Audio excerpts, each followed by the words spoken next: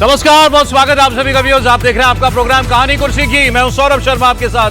हमारे साथ मेहमान स्टूडियो में आ चुके हैं प्रोफेसर संगीत रागी जी, विजय त्रिवेदी जी, राहुल महाजन जी और समीर चौगांवकर जी। बहुत बहुत स्वागत है आप सभी का। सोमवार का दिन, हफ्ते की शुरुआत। तो आइए बिहार चुनाव के आपको ताजा आंकड़े बताते हैं। 2 सर्वे इस वक्त मेरे हाथ में हैं, लेकिन दोनों अलग अलग कहानियां बता रहे हैं। इनमें से किसकी कहानी सच साबित होगी, किसकी गलत, ये आपको हमारे मेहमान बताएंगे। तो इन 2 सर्वे की बात हम लोग करें उससे पहले कुछ बिहार में कुछ नई डेवलपमेंट्स हैं, वो मैं आपको बता दूं। असदुद्दीन ओवैसी बुरी तरीके से उखड़ चुके हैं तेजस्वी यादव से। अब वो जिस किस्म की बातें अपनी सभाओं में कर रहे हैं तेजस्वी को लेकर, बहुत भारी पड़ेगा, मैं तुम्हारे बाप से भी नहीं डरता। अब सीमांचल का लड़का पटना में कुर्सी डालकर पैर पे पैर रख के कहेगा, लो मुझे इंसाफ दो। इस किस्म की बातें, इस किस्म के डायलॉग, उनको क्या बात इतनी बुरी चुभ गई तेजस्वी की, वो मैं आपको बताऊंगा। योगी जी ने आज एक और डायलॉग दिया। उन्होंने कहा बिहार में 3 लोग घूम रहे हैं, अप्पू, पप्पू, टप्पू। पप्पू कौन है, टप्पू कौन है, ये आप जानते हैं। पप्पू किसी का नाम दिया हुआ है, टप्पू किसी का नाम है, तीसरा उन्होंने रख दिया अप्पू। तो इसकी बात भी हम लोग करेंगे। प्रशांत किशोर के लिए अखिलेश यादव ने एक स्टेटमेंट दिया था कि यहां पर ABC और P टीम भी घूम रही है, सावधान रहना। आप जानते हैं उनका बचाव किसने किया? ओवैसी ने। ओवैसी ने कहा कि अगर कोई चुनाव लड़ रहा है अपने दम पर और उसको किसी की ABC टीम बता देना, तो इसका मतलब आप संविधान में यकीन नहीं रखते, इसका मतलब आप फ्री एंड फेयर इलेक्शन नहीं चाहते। आप तो सब चाहते हैं कि लोग या तो इस तरफ खड़े हों या उस तरफ खड़े हों। तो मजेदार बातें हो रही हैं बिहार में। आप देखिए, अब ज्यादा वक्त ही नहीं बाकी है। 3 दिन, आज 3 तारीख हो गई। कल शाम को चुनाव प्रचार बंद हो जाएगा। तो पार्टियों के पास कुल जमा अभी ये कोई 24-30 घंटे का वक्त जो है वो बाकी है। इसी में जिसको जो कह लेना है वो कह लेना है। फिर कल के बाद हम आपको सर्वे भी नहीं दिखा पाएंगे। इसीलिए शुरुआत आज के प्रोग्राम की 2 सर्वे से। सर आपने देखा, झांक तो नहीं लिया सर्वे मेरा? नहीं, मैंने बिल्कुल नहीं देखा। आपके अपना भी तो होगा ना सर्वे? ठीक है, तो अपने अपने सर्वे भी बताइएगा। पहला सर्वे जो मैं आपको बता रहा हूं, ये दैनिक भास्कर अखबार का सर्वे है। मैंने आपको पहले भी इसका एक हिस्सा बताया था, कुछ रोज पहले, 2 रोज पहले। ये क्वालिटेटिव सर्वे कह सकते हैं इसको। ये सीधे फोन करके या ग्राउंड पे जाकर आप किसको वोट देंगे पूछने वाला सर्वे नहीं था। ये इन्होंने अपने ग्राउंड रिपोर्टर्स से, और उनका दावा है कि हमारे सैकड़ों रिपोर्टर ग्राउंड पर हैं, और उसके अलावा जो सीनियर जर्नलिस्ट वगैरह हैं उन सब से बात करके, शहर में लोगों से बात करके ओपिनियन फॉर्म की है इन्होंने। जो फर्स्ट फेज का सर्वे दिया था, जल्दी से मैं आपको वो बता देता हूं, हमने पहले भी आपके साथ शेयर किया था इसको। पहले फेज में जो है 100 कुल 121 सीटें हैं, और उसके हिसाब से इनका सर्वे ये कह रहा है कि इसमें बीजेपी 48 सीटें लड़ रही है, उसको 41 से 42 सीटें मिल सकती हैं। सर कोई मेरे लिए अगर स्ट्राइक रेट निकाल दें, आप ये कंप्यूटर खोल लें, स्ट्राइक रेट हमको पता चलता जाएगा। बीजेपी फर्स्ट फेज में, इनका कहना है 48 सीटें लड़के 41 से 42 सीटें जीतेगी। जेडीयू 57 सीटें लड़ करके 35 सीटें जीत सकती है। एलजेपी रामविलास पासवान 13 सीटें लड़ रही है और वो केवल 1 सीट जीतेगी इनके मुताबिक। और आरएलएम, उपेंद्र कुशवाहा की जो पार्टी है, वो इन पहले फेज में लड़ रही है 2 सीटें, उसको 1 भी सीट नहीं मिल रही है। चलिए मैं ये काम कर देता हूं आपके लिए। तो 42 डिवाइडेड बाय 48, देखिए बीजेपी का स्ट्राइक रेट कह रहे हैं 87.5%, 87.5, ये करीब करीब 2010 वाला स्ट्राइक रेट है। जेडीयू जो के लिए जो बात इन्होंने प्रेडिक्ट की है, अगर वो सच हो जाती है तो जेडीयू का स्ट्राइक रेट जो है वो होगा तकरीबन 61.4%, 61% के करीब। एलजेपी रामविलास की स्थिति जो है वो बड़ी खराब बता रहा है ये सर्वे, तो उसके हिसाब से इनका स्ट्राइक रेट होना चाहिए मात्र 7.7%। जो वोट मिला था पिछली बार पिछले चुनाव में एलजेपी को 2020 में, उससे भी खराब, उससे भी कम स्ट्राइक रेट। परसेंटेज में इतना वोट था, इस बार स्ट्राइक रेट बताया जा रहा है और आरएलएम का स्ट्राइक रेट 0 बता रहे हैं। तो ये तो बात हुई पहले फेज की स्ट्राइक रेट की। बीजेपी का स्ट्राइक रेट फिर 87%, जेडीयू 61%, एलजेपी रामविलास केवल 7.5%। अब आइए भास्कर के सर्वे में ऑपोजिशन के लिए क्या बताया। पहले फेज की 121 सीटों में से वो बता रहे हैं कि आरजेडी 72 सीटें लड़ रही है और 72 सीटों में से ये 32-33 सीटें ले रही है। मैं बेस्ट केस सिनारियो का आपको बता रहा हूं स्ट्राइक रेट। तो इनका स्ट्राइक रेट है मात्र 45.8%, 46% लिख लेते हैं इसको। चलें, कांग्रेस 24 सीटें लड़ रही है, लेकिन इनके मुताबिक जीतने की संभावना उसकी केवल 2 सीट पर 14.2% स्ट्राइक रेट। और पिछली बार ये 70 सीटें लड़के 19 सीट लाई थी, तो पिछली बार कांग्रेस का स्ट्राइक रेट जो था वो 27% था। इस बार ये बता रहे हैं 14% स्ट्राइक रेट मात्र कांग्रेस पार्टी का रह सकता है। वीआईपी 6 सीटें लड़ रही है पहले फेज की, लेकिन उसके मुताबिक कोई सीट नहीं आएगी। लेफ्ट जो है वो 22 सीटें लड़ रहा है और इनके मुताबिक 6 सीटें आनी चाहिए 22 में से, तो इनका स्ट्राइक रेट लगभग 27% के करीब है। आईआईपी गुप्ता जी की पार्टी 2 सीटें लड़ रही है, एक भी सीट को नहीं जीत सकती। तो ये पहले फेज की कहानी है। मैं इन्होंने पूरे नंबर दिए हैं इस भास्कर के सर्वे ने, सारी 243 सीटों के। फिर रिकैप कर रहा हूं आपके लिए। भास्कर के सर्वे के मुताबिक बीजेपी को फर्स्ट फेज में 87 से ज्यादा स्ट्राइक रेट के साथ 41-42 सीटें, जेडीयू को लगभग 61% स्ट्राइक रेट के साथ 35 सीटें, एलजेपी रामविलास पासवान मतलब चिराग पासवान की पार्टी को मात्र 1 सीट, 7.5% का स्ट्राइक रेट, आरजेडी को लगभग 46% स्ट्राइक रेट के साथ 32-33 सीटें मिल सकती हैं। कांग्रेस का स्ट्राइक रेट बहुत खराब 14.2%, उसको केवल 2 सीटें मिलती हुई दिखाई दे रही हैं, और लेफ्ट को 6 सीटें मिल सकती हैं पहले फेज में 27% के स्ट्राइक रेट के साथ। अब ये तो हुई पहले फेज की बात। सेकेंड फेज में इन्होंने बहुत डिटेल्ड आंकड़ा नहीं दिया है, लेकिन जो गठबंधन का डेटा दिया है, सेकेंड फेज की 122 सीटों में एनडीए को ये दे रहे हैं 66 सीटें 66, और महागठबंधन को दे रहे हैं 49, और अन्य को दे रहे हैं 7। इस अन्य में सब है, निर्दलीय भी है और बाकी और पार्टियां भी। इन्होंने जन स्वराज का अलग से कॉलम इसमें नहीं लिखा है।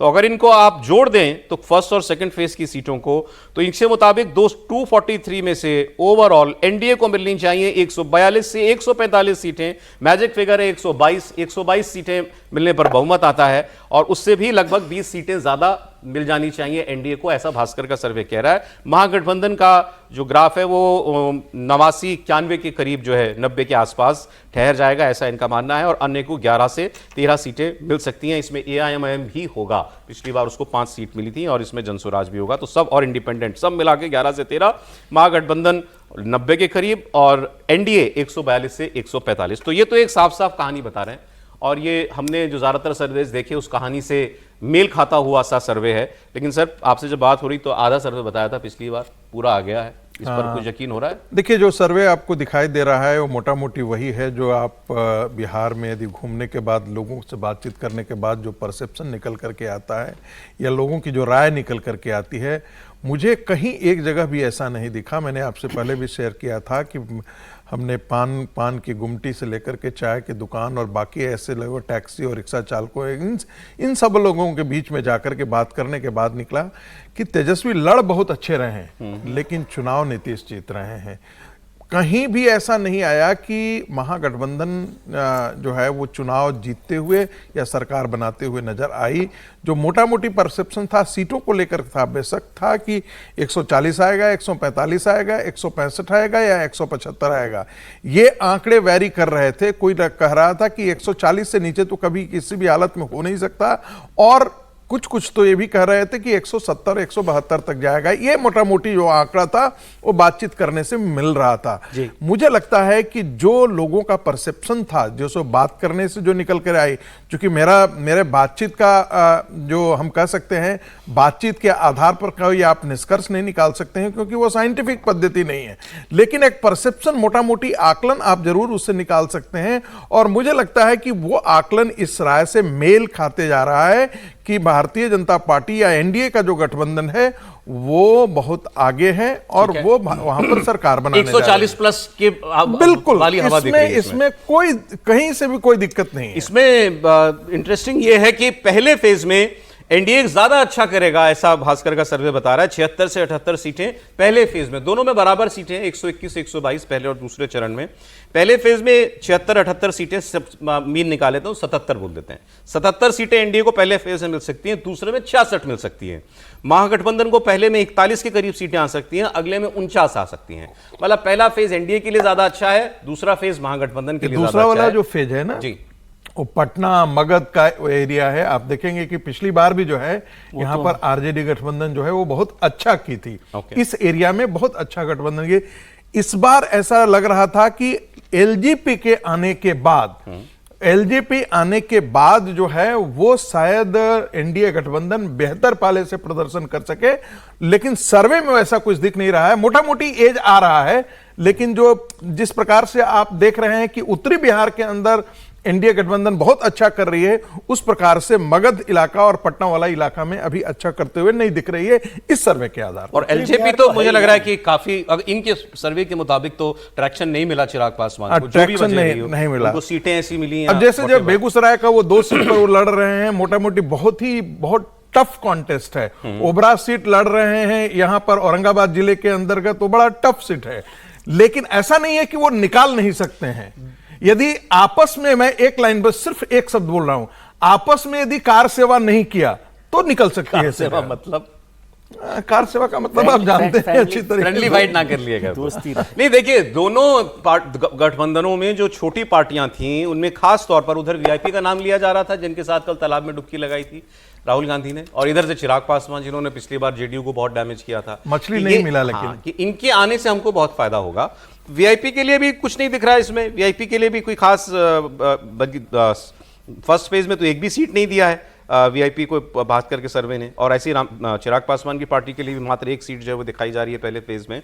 तो वो ये दोनों ही लोगों का आना कुछ खास लेके नहीं आएगा क्या, ऐसा फिलहाल सर्वे में दिखाई देता है। दूसरा सर्वे में बता देता हूं ताकि फिर दोनों में से आपको कौन सा पसंद आ रहा है आप लोग बता पाए। दूसरा सर्वे चल दरिया में डूब जाए, पोल ट्रैकर का सर्वे है। इससे पहले लेकिन याद दिला दूं आपको, क्योंकि कल ही बात हुई थी शायद हमारी, हमने आपको सी वोटर का एक सर्वे दिखाया था, तो उसमें ज्यादा सवाल तो कौन चेहरा पसंद और कौन नहीं, और बाइपोलर इलेक्शन हो जाएगा अगर मान लें उस लोगों से यही कहा जाए केवल दो ही लोग में से एक मुख्यमंत्री बन सकता है, नीतीश कुमार या तेजस्वी, तो बताइए किसको बनाना है। तो 41% लोग तेजस्वी ने का नाम ले रहे थे और 46% नीतीश कुमार का नाम ले रहे थे। तो उसमें एक 5% की लीड नीतीश कुमार को थी, और वहीं से फिर उनका एक आकलन था कि ये पोल के बाद जो वोट आएगा, वोट भी इसी अनुपात में हो सकता है, 40, 41, 42% तेजस्वी को मिल सकता है और 45+% वोट जो है वो एनडीए को मिल सकता है। वैसी स्थिति इस सर्वे में दिख रही है, तो दोनों मेल खा रहे हैं। लेकिन पोल ट्रैकर अलग कहानी कह रहा है। ये कह रहा है, इन्होंने कोई डिटेल जानी नहीं की है, लेकिन केवल नंबर्स दिए हैं पूरी 243 सीटों के लिए। एनडीए 111 से 115, मैजिक फिगर से बेस्ट केस में 7 सीटें कम, और महागठबंधन 118 से 127, मतलब वर्स्ट केस में भी ये कह रहे हैं 118 आ जाएगा, मैजिक नंबर से केवल 4 कम, और अगर बेस्ट करेंगे तो 127, 122 से 5 सीटें ज्यादा। जन स्वराज को ये 4 से 7 सीटें दे रहे हैं। तो इनके हिसाब से टफ फाइट में महागठबंधन आ गया है, जो दूसरा सर्वे मैं आपको बता रहा हूं।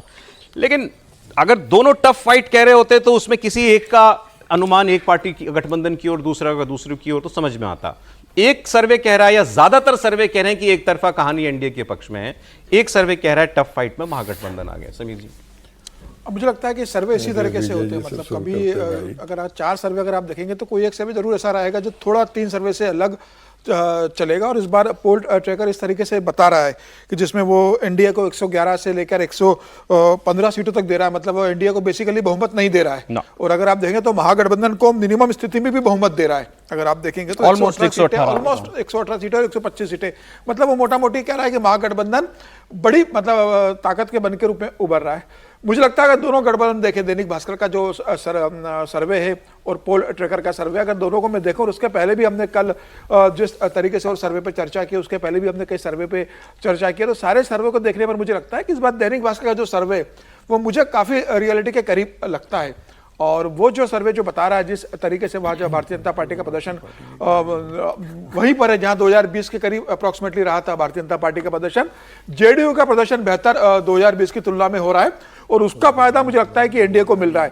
देखिए, भारतीय जनता पार्टी तो जैसा 2020 में प्रदर्शन किया था, मोर और लेस भारतीय जनता पार्टी वही रहने वाली है। 2-4 सीटें ज्यादा ले सकती है भारतीय जनता पार्टी। 2020 में 74 सीटें थे, तो इस बार मैक्सिमम भारतीय जनता पार्टी 80 सीटें जा सकती है। लेकिन 2020 में जो नीतीश कुमार की पार्टी 43 सीटों पर थी, वो इस बार अगर 63 पे चली जाती है या 70 सीटों पे जाती है, तो ये बता रहा है कि सीधे सीधे 20 सीटों का फायदा नीतीश कुमार का हो रहा है, जो 2020 में नुकसान हुआ था। तो आज अगर इंडिया को जो स्पष्ट बहुमत मिल रहा है, उसके वजह सबसे बड़ा कारण ये नजर आ रहा है कि जो चिराग पासवान के कारण वोट 2020 में टूटा था, इस बार वो एनडीए के साथ इंटैक्ट है। भले चिराग लेकिन आपके अनुमान में तो जन स्वराज और पीके को बहुत अच्छा करना चाहिए, मतलब बिल्कुल पहले चुनाव के हिसाब से करेगी, तो वो तो इसमें नहीं, भास्कर के पोल में तो वो नहीं दिखता है। नहीं, सीटों में हिसाब से नहीं दिख रहा, लेकिन मुझे लग रहा है कि अगर परसेंटेज में अगर आप देखेंगे तो परसेंटेज में उनको जरूर मिलेगा। और अगर आप बिहार का चुनाव देखें, अगर पिछले 2-3, तो एनडीए और महागठबंधन के बीच में ही 75% करीब वोट बैंक चला जाता है, 22 से 23% वोट दूसरे पार्टी में जाता है। मुझे लगता है कि जो छोटी पार्टी और जो निर्दलीय को और नोटा में जो 22 से 23% वोट जाता है, उसमें से एक बड़ा हिस्सा इस बार बड़ी पार्टियों को, स्पेशली एनडीए को इतना डैमेज नहीं करेगा। बाकी छोटे दलों को जो निर्दलीय है उसको डैमेज करके मुझे लगता है राहुल जी आपकी समझ किस ओर बन रही है? भास्कर का अगर आप सर्वे देखते हैं तो उसमें एक फैक्टर लिया गया है, महिलाओं को जो पैसा दिया गया है, ये फैक्टर उन्होंने बड़ी प्रोमिनेंटली लिया है, जिसका वो ये भी कहते हैं कि इस फैक्टर से जेडीयू को काफी फायदा होगा, ये उसमें बोला गया। लेकिन दूसरा फैक्टर प्रशांत किशोर उन्होंने बिल्कुल ही इग्नोर किया। क्या प्रशांत किशोर एक फैक्टर होंगे या नहीं होंगे, ये उन्होंने डिस्काउंट करके चले। और ऐसे में जब आप मैंने उस पर उन्होंने जिन लोगों से बात की वो कमेंट्स भी अगर आप पढ़ेंगे ना सर, मैंने पढ़ा, तो उसमें वो कह रहे हैं प्रशांत किशोर को की बात हो रही है, लेकिन चुनाव के नजदीक आते आते वो फैक्टर नहीं रह गए। जैसे इससे पहले जब हम इस डिबेट में आए तो उससे पहले जो है मैं समीर जी से बात कर रहा था, समीर जी ने बड़ा एक वैलिड पॉइंट कहा। उन्होंने कहा कि अगर एक्स नंबर मतलब 25-30% जो हैं या ऐसे ही कुछ नंबर था, 23% लोग जो हैं वो अगर प्रशांत किशोर को सीएम फेस की तरह मानते हैं, क्या उनको 10% भी वोट नहीं मिलेगा? तो बड़ा लॉजिकल उनका ऑब्जर्वेशन था। तो अगर ये ऑब्जर्वेशन है और इसे हम माने और लोग बात भी कर रहे हैं, तो प्रशांत किशोर एक फैक्टर हो सकते हैं जो कि बहुत सारी सीटों पे बहुत ज्यादा जो है वो फर्क डालेंगे। किसके ऊपर ज्यादा असर डालेंगे, एनडीए पर या दोनों पे असर डालेंगे। और देखिए प्रशांत किशोर कोई ऐसा तो है नहीं कि वो एक पर्टिकुलर जाति या एक पर्टिकुलर समाज को लेकर आगे बढ़ रहा है। अगर प्रशांत किशोर एक फैक्टर हैं तो मुझे बताएं कि क्लोज कॉन्टेस्ट बन रहा है ये या क्लोज एक कॉन्टेस्ट तरफा है? ये क्लोज कॉन्टेस्ट है। मुझे ये लगता है कि बीजेपी जो है वो अपनी सीटें उसी तरह से बना के रखेगी, रिटेन कर लेगी। जहां तक जेडीयू का सवाल है, चाहे उनको महिला वोट हो रहा है, लेकिन तब भी बिहार की वोटिंग पैटर्न को जब हम देखते हैं और वहां के समाज को देखते हैं, तो क्या आप महिलाएं उस तरह से बढ़ चढ़ के वोट कर पाएंगी? पिछली बार से कम वहीं या उससे ज्यादा मिल सकता है? मेरे को लगता है उससे कम मिल पाएगा, क्योंकि उससे कम मिल पाएगा। उससे कम मिल पाएगा। और दूसरी तरफ जो युवा समाज है, जो जेडीयू से बिल्कुल अलग हटा हुआ है, वो किसको वोट करेगा, इस पे बहुत कुछ निर्भर करेगा। विजय जी, ये सब सर्वे एक बात पर तो करीब करीब सहमत है कि ये बाइपोलर इलेक्शन है। किसी को भी ले लें आप, जो आखिरी सर्वे है पोल ट्रैकर, वो भी मोटे तौर पे बाइपोलर इलेक्शन कर रहा है। बिल्कुल ठीक है। और मोटे तौर पे सबके सब सर्वे एनडीए को एज बता रहे हैं। हाँ जी। पोल ट्रैकर को आप उसमें 7 सीटें जो जनसुराज को दी है वो भी इधर जोड़ लेंगे तो 125 हो जाएगी एनडीए के। वो बाद में पता चलेगा। मैं कहने ही वाला था विजय जी को। नहीं, वो तो प्रशांत किशोर ही कह चुके हैं।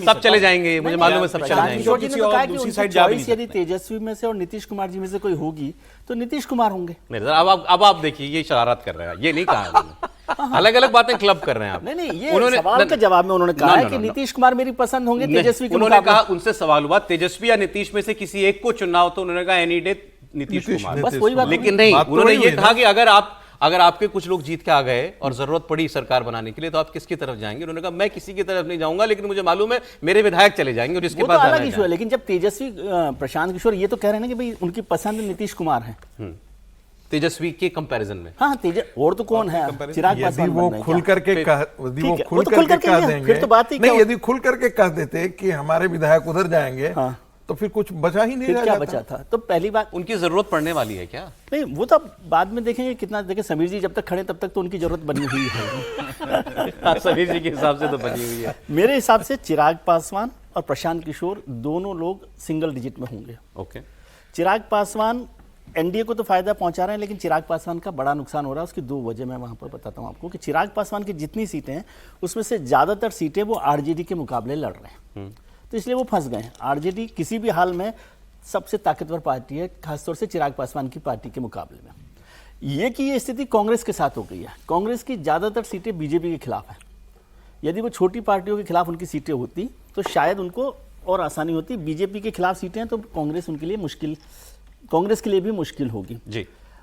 अब बाइपोलर इलेक्शन हो गया है तो सीपीएम से भी लड़ रहे हैं ना, उसमें भी बीजेपी को एज हो जा रहा है। हाँ, तो बाइपोलर इलेक्शन में दोनों में से कौन कहां पहुंचेगा कितना कह सकते हैं, नहीं है, एज है। एक और जो कल रात को मुझे एक जानकारी मिली कि जो 10,000 रुपए दिए गए महिलाओं को, उसमें जेडीयू ने कोशिश करके, मतलब कोई बिल्कुल ऐसा नहीं है, मैक्सिमम जो 1.25 करोड़ दिए हैं वो जेडीयू वोटर्स को दिए हैं। अब ऐसा कैसे कर पाए होंगे? लेकिन ऐसा तो होता है, इसमें कोई बहुत मुश्किल काम है क्या?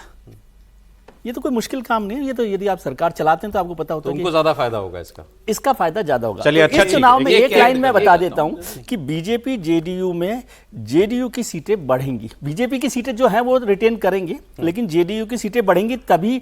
और इसको इसी तरह से भी देखिए कि बीजेपी का जो यू टर्न है, मैं इसको यू टर्न कह रहा हूं जी, कि वो नीतीश कुमार के खेमे में आ गए। हाँ, ये तो हमने बात की उनको, हाँ, तो वो इस वजह से आगे चल रहे हैं हमसे तो ज्यादा ही जानते हैं। हाँ, उनको ये लगने लगा है कि भाई नीतीश की जरूरत तो हमें है। मैं ओवैसी साहब की बात जो है करना चाह रहा था, ऐड करना चाहूंगा यहाँ पे। बहुत सारे फैक्टर्स क्योंकि चुनाव में काम करते हैं और छोटे छोटे फैक्टर्स बहुत बड़े हो जाते हैं। अब मोकामा में जो कुछ हुआ, दुलारचंद का जो केस हुआ है जी, उनकी जो हत्या हुई है, वो आप सिंपल ऐसे हत्या मत देखिए, उसको वो सर जो है डिटेल में अगले हिस्से में उसमें डिस्कस करेंगे। ओबीसी वर्सेस भूमियार उसको डिटेल में डिस्कस करते हैं। मैं आपको ओवैसी की बात सुनाना चाह रहा हूं क्योंकि अब जिसके तरीके से कमर कस रहे हैं ओवैसी, मैंने इनको ऐसा बोलते हुए नहीं सुना।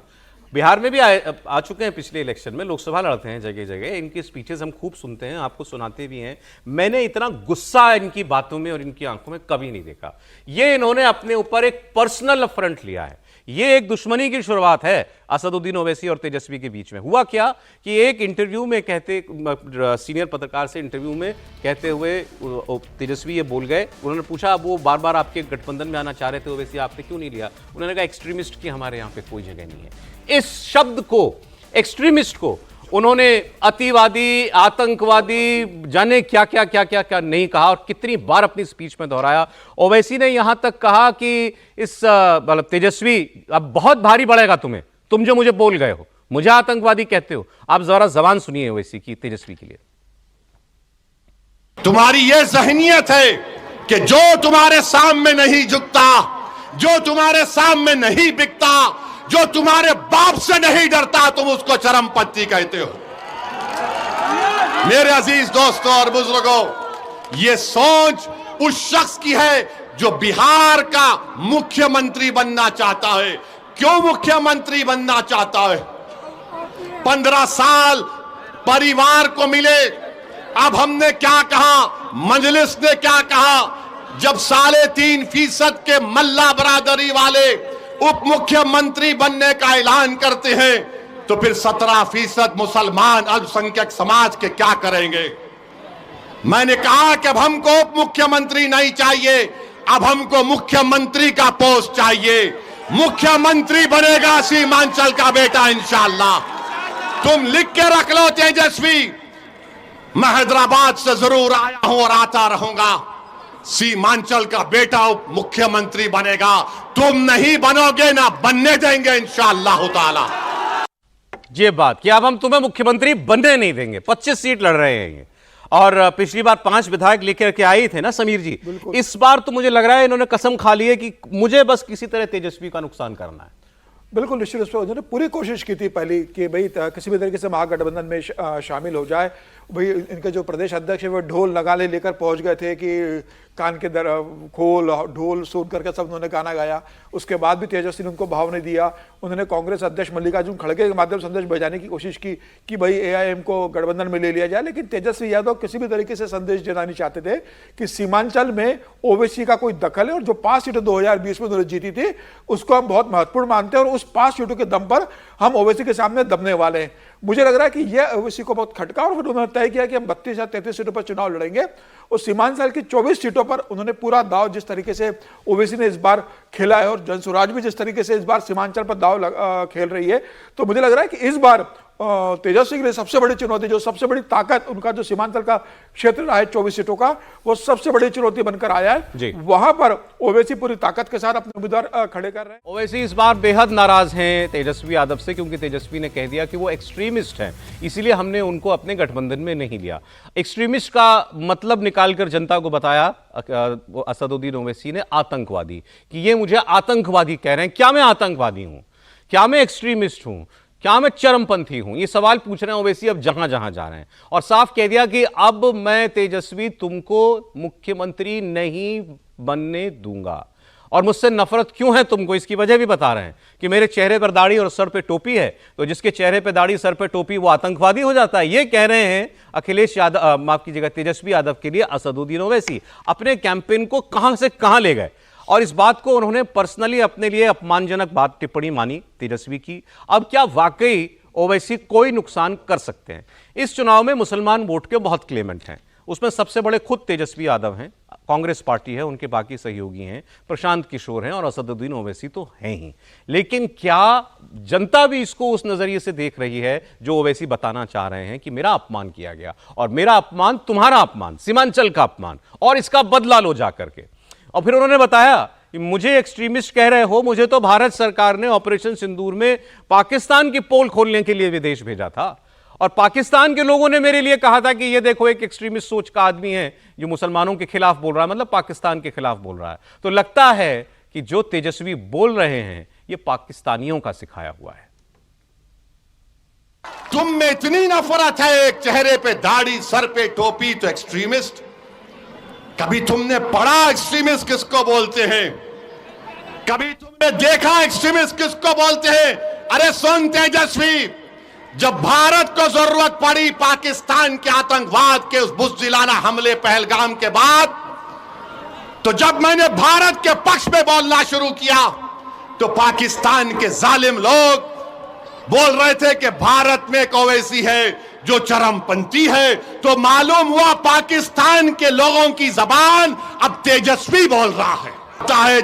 तेजस्वी को तालीम पाकिस्तान के आतंकवादी दे रहे हैं।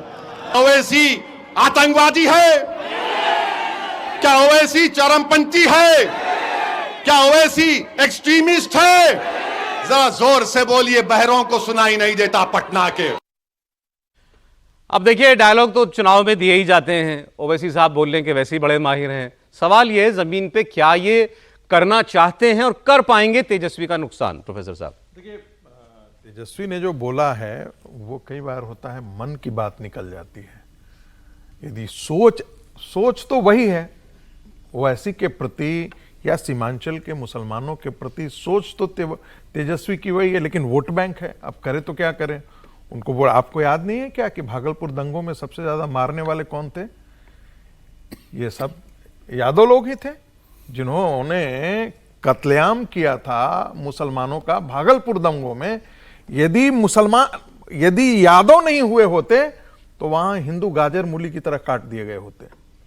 लेकिन भागलपुर दंगों में इन्हीं यादवों ने अपनी कुल्हाड़ी और ये सारी चीजें निकाली और उसके बाद जाकर के मारना शुरू किया, तब जाकर के भागलपुर के दंगे बंद हुए थे। ये मत जानिए, और वो लालू प्रसाद का ही समय था, ये भी मत भूलिएगा। तो ये ध्यान रखिएगा, उनके मन में वही है, मन की बातें निकल गई है। अब रही बात दूसरा सवाल, क्या असदुद्दीन ओवैसी वहां पर कोई नुकसान पहुंचा पाएंगे? मुझे ऐसा लगता है कि कमोबेश जो पिछली बार असदुद्दीन ओवैसी को 5 सीटें मिली थी, कमोबेश उसी के आसपास रहेंगे, उससे ज्यादा नहीं होंगे।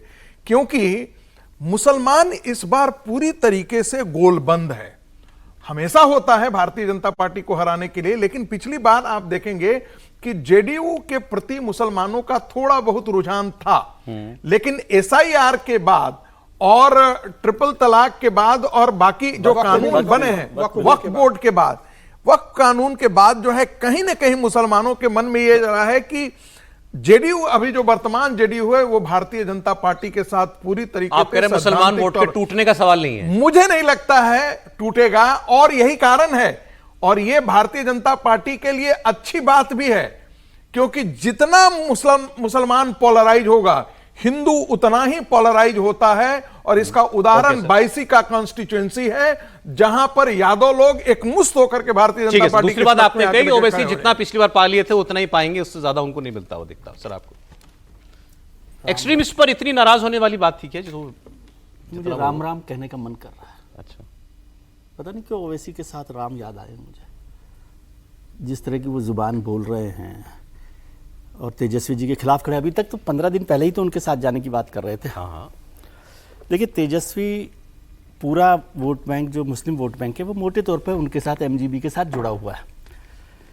हो सकता है ओवैसी साहब के पास उतनी सीटें आए, उससे कम सीटें आए, लेकिन वो ज्यादातर सीटों पर नुकसान पहुंचा सकते हैं। जितना गुस्से में आज वो नजर आ रहा है, क्योंकि ये आपने देखा इसको वैसे कभी ऐसा नहीं बोलते, और इतनी लीडरशिप अब उनके लिए चैलेंज हो गई ना। तो वो जो 24 सीटें हैं सीमांचल की, यदि वो वहां पर 5, 7, 10 सीटों पर और नुकसान कर देते तेजस्वी जी का, तो वो जो गैप है कि पिछली बार था वो बढ़ सकता है ना। बस जोड़ देना चाहता हूँ, इस बार उन्होंने 34 या 38 सीटों पर लड़ा है, पिछले नहीं, वो दफे लड़ा है, कम मैं सीटों पर 24 लड़ा था। सीमांचल की 25 देखा था कि 34 कितने 34 34 सीटों पर लड़ रहा है, लेकिन वो सीमांचल की 24 सीट, मेन हाँ, सीमांचल की 24 उसकी बात हम लोग कर रहे हैं। तो वहां पर देखिए, मुसलमान को ये तय करना है कि उसे अपना एमएलए चुनना है या भारतीय जनता पार्टी को नहीं बनाना है। अगर वो अपना एमएलए चुनती है तो हो सकता है ओवैसी साहब को भी मिल जाए वोट, अगर मुसलमान ऐसा सोचता है तो। सर पिछला इलेक्शन भी जेडीयू बीजेपी के साथ मिलकर ही लड़ी थी ना, तो मुसलमान को तब भी मालूम था ये, लेकिन तब भी इनको वोट मिला था। हाँ हाँ, लेकिन 5,23,000 उससे ज्यादा वोट बढ़ मिले गया थे आगे बात। 5,23,000 वोट मिले थे उससे आगे बढ़ गई ये बात। अब मैं ये नहीं कह रहा कि ओवैसी को वोट नहीं मिलेगा, मैं कह रहा हूँ ओवैसी तो ज्यादा वोट ज्यादा सीटों पर ले सकते हैं, लेकिन वो सीट में कितना कन्वर्ट होता है, क्योंकि आप 5-5 हजार 4-4 हजार वोट लेकर 34 सीटों पर नंबर ऑफ वोट्स तो बढ़ा सकते हैं। अगर पोटेंशियल है ज्यादा डैमेज करने का, पोटेंशियल है डैमेज करने का, पोटेंशियल ये कम मुझे लग रहा है कि वो अपनी सीटें ला सके। लेकिन तेजस्वी जी को एक खांचे में थोड़ा सा और इधर भी रखकर देखिए ना, किसकी मदद कर रहे हैं वो तेजस्वी जी, ये ओवैसी साहब। अब सर वही बात होगी, फिर प्रशांत किशोर किसकी मदद कर रहे हैं? प्रशांत फिर किशोर के बारे में तो साफ ही है। नहीं तो फिर तो कोई तीसरी पार्टी चुनाव ही ना लड़े। नहीं, फिर लड़ने की बात नहीं कर मैं रहा, वही कहता लड़ने हूँ, की ये थोड़ी कह रहा हूँ कि नहीं लड़े, मैं तो कह रहा हूँ कि उसका ओवरऑल एनालिसिस की बात हम कर रहे हैं। मैं तो कह रहा हूँ सबको लड़ना चाहिए। बस एक लाइन बोलूंगा, हमेशा इस देश के डिस्कोर्स में होता है कि मुसलमानों का वोट नहीं बंटना चाहिए, मुस्लिम वोट तो सेकुलर है, वो तो सेकुलर नहीं, वोट नहीं, एक साथ बंटने की नहीं खड़े। बात एक मिनट, हिंदू में यदि पार्टियां कई खड़ी हो जाती हैं तो तब तक कोई नहीं कहता है कि भाई हिंदुओं का वोट नहीं बंटना चाहिए, हिंदुओं का वोट पोलराइज होना है। ये बहुत दुर्दशा है इस ये देश बात ही में। नहीं कर रहा, हम ये बात नहीं कर रहे कि नहीं बंटना चाहिए। मैं तो सर, बता रहा हूँ आगे analyze आगे कैसे और मौका करेंगे आएगा हम ये लोग। बात कहने का। AIMIM पे एक बात बोलूं, सर, अगर अगला हम भी- तेलंगाना छोड़ दें, एक शब्द है, तेलंगाना छोड़ दें तो AIMIM 1% से 1.2% वोट मुसलमानों का पाता है। क्या वो रिप्रेजेंटेटिव है मुसलमानों? कौन कह रहा है? ऐसे तो कोई किसी वर्ग का एक ही रिप्रेजेंटेटिव कोई भी नहीं है, लेकिन तेलंगाना में वोट लेते हैं ये। इन्होंने महाराष्ट्र में वोट लिया, 9 बिहार में वोट सीटों लिया। से, तेलंगाना में 9 सीटों से कभी आगे नहीं जा पाए कि 9 सीटें लड़ने से Agreed. 7 सीटें मिली थी। अग्रीड, लेकिन उस आदमी ने भाई मैं तो बिहार का ही केस लूंगा ना, उन्होंने बताया 5 लाख वोट अगर कोई पार्टी ले रही है तो बहुत है इसमें सर। कोई शक नहीं है, लीडर तो 5 है। विधायक जीत करके आए नहीं, पर वही बात जो है, मुसलमान किसको वोट दे? यही वो समझाना चाह रहे हैं बार बार कि इस डर में कि बीजेपी आ जाएगी, तुम कभी अपनी लीडरशिप खड़ी नहीं करते, कभी मुसलमान को नेता नहीं बनाते, तुम जाके बस सब बाकी सबके लिए जो करना है वही तर्क है जो आप इतने कह रहे हैं। सालों में मुसलमानों को AIMIM या किसी और पार्टी को नेता बना लेना आप चाहिए। इतना बता देना मेरे को, अगला बयान सुना रहा हूं। ये तो मुसलमानों के कितने बड़े नेता हुए नहीं हुए बात कर ली हमने, जो अगले वाले हैं क्या वो हिंदुओं के सबसे बड़े नेता बनने वाले हैं? ठीक, योगी आदित्यनाथ की बात हम कर रहे हैं। योगी आदित्यनाथ प्रचार में आए हुए हैं और रघुनाथपुर की जो सीमांचल की एरिया में बार बार इनके दौरे लग रहे हैं। सिवान में तीसरी बार हैं ये, तीसरी बार सिवान जा रहे हैं। सिवान में वो शहाबुद्दीन का बेटा उसामा शाह वो चुनाव लड़ रहा है, तो बार बार ओवैसी को जो है वहां पर भेजा जा रहा है। अब इनको वहां जाते हैं तो हिसाब उधर का भी बराबर करना होता है। उत्तर प्रदेश का इलेक्शन, इनका इलेक्शन भी कौन सा बहुत दूर रह गया, 25 खत्म हो गया, 17 की शुरुआत में इनका इलेक्शन आ जाएगा, 1.25 साल बाकी है योगी जी के पास केवल, तो तैयारी वहां की भी करनी है इनको। तो अखिलेश यादव चूंकि इधर बहुत घूम रहे थे तो उसका जवाब उन्होंने दिया। आजकल आपके यहाँ बहुत लोग आ रहे हैं, कोई अप्पू है, कोई पप्पू है, कोई टप्पू है, सुनिए। बटेंगे नहीं, कटेंगे भी नहीं। याद करना, बंटे थे तो कटे थे, बटेंगे नहीं तो कटेंगे नहीं, एक रहेंगे तो सेफ भी रहेंगे। तो वो अप्पू टप्पू वाला बयान मैं आपको सुनाऊंगा, लेकिन बटेंगे कटेंगे की शुरुआत उत्तर प्रदेश के अंदर हो गई। आप बोलिए सर। आप तो आपको लगता है कि मतलब योगी आदित्यनाथ हिंदुत्व को रिप्रेजेंट नहीं करते? पूरी तरह से करते हैं, और यही कारण है कि सीमांचल के इलाकों में या फिर बाकी इलाकों में उनका भरपूर इस्तेमाल किया जा रहा है। सिवान में इसीलिए इस्तेमाल किया जा रहा है क्योंकि वो हिंदुत्व को रिप्रेजेंट करते हैं और उसकी कंसोलिडेशन में उनका काम है। अगर योगी आदित्यनाथ हिंदुत्व को नहीं रिप्रेजेंट करते तो और कोई, मुझे नहीं लगता कि ज्यादा कोई हिंदुत्व को बाकी लोग कोई रिप्रेजेंट करते हैं। तो ही सिंबल ऑफ ये भी तो वही कह रहे हैं ना कि मतलब एकजुट रहो, जो भाई बात हो रही थी प्रोफेसर साहब ने जो बात सर, एक लाइन जोड़ देता हूं एक मैं। रहना। योगी आदित्यनाथ सिर्फ हिंदुत्व को रिप्रेजेंट नहीं करते हैं, Yogi Adityanath law and order को भी रिप्रेजेंट करते हैं। हिंदुत्व को तो उमा भारती भी रिप्रेजेंट करती थी जब मध्य प्रदेश की मुख्यमंत्री थी। योगी आदित्यनाथ ने हिंदुत्व के साथ जो लॉ एंड ऑर्डर जो बिहार अपने उत्तर प्रदेश के अंदर दिया है उसकी चर्चा पूरे देश के अंदर होती है। तो योगी को जब लोग देखते हैं तो हिंदुत्व के साथ साथ उनका जो प्रशासन है, जो कठोर प्रशासक है, जो अपराधी, आतंकवादी या दूसरे जो समाज में उपद्रव मचाने कटेगा नारा पहली बार कहाँ आया था? महाराष्ट्र के चुनाव में आया था ना, बिल्कुल योगी आदित्यनाथ जी ने दिया था पहली बार। महाराष्ट्र में चल गया नारा, बाद एक है तो सेफे का भी आया था, महाराष्ट्र में चल गया था नारा, निश्चित रूप से चला था, निश्चित रूप हरियाणा में चला था, हरियाणा में चला था। देखिए संदेश आप है, बिहार तो इतना बटा हुआ है जाति में, यहाँ एक करने की बात कर रहे हैं। रघुनाथपुर में चलेगा ये, जहां से ओसामा चुनाव लड़ रहे वहां हैं। आसान है शहाबुद्दीन के नाम वहां पे देखना, करना। वहां बाकी जगह नहीं, ऐसा नहीं है कि रघुनाथपुर में सिर्फ मुसलमान ही ओसामा को वोट करेंगे। वहां बेसिकली शहाबुद्दीन का बाकी जमीनी स्तर पर दूसरे कास्ट में भी फैक्टर था। लेकिन योगी आदित्यनाथ ने संदेश दिया है, और फिर अमित शाह भी गए थे, उन्होंने भी जिस तरीके से बताया कि भाई 100 शहाबुद्दीन आ जाए तब भी आप लोगों को डरा नहीं सकते।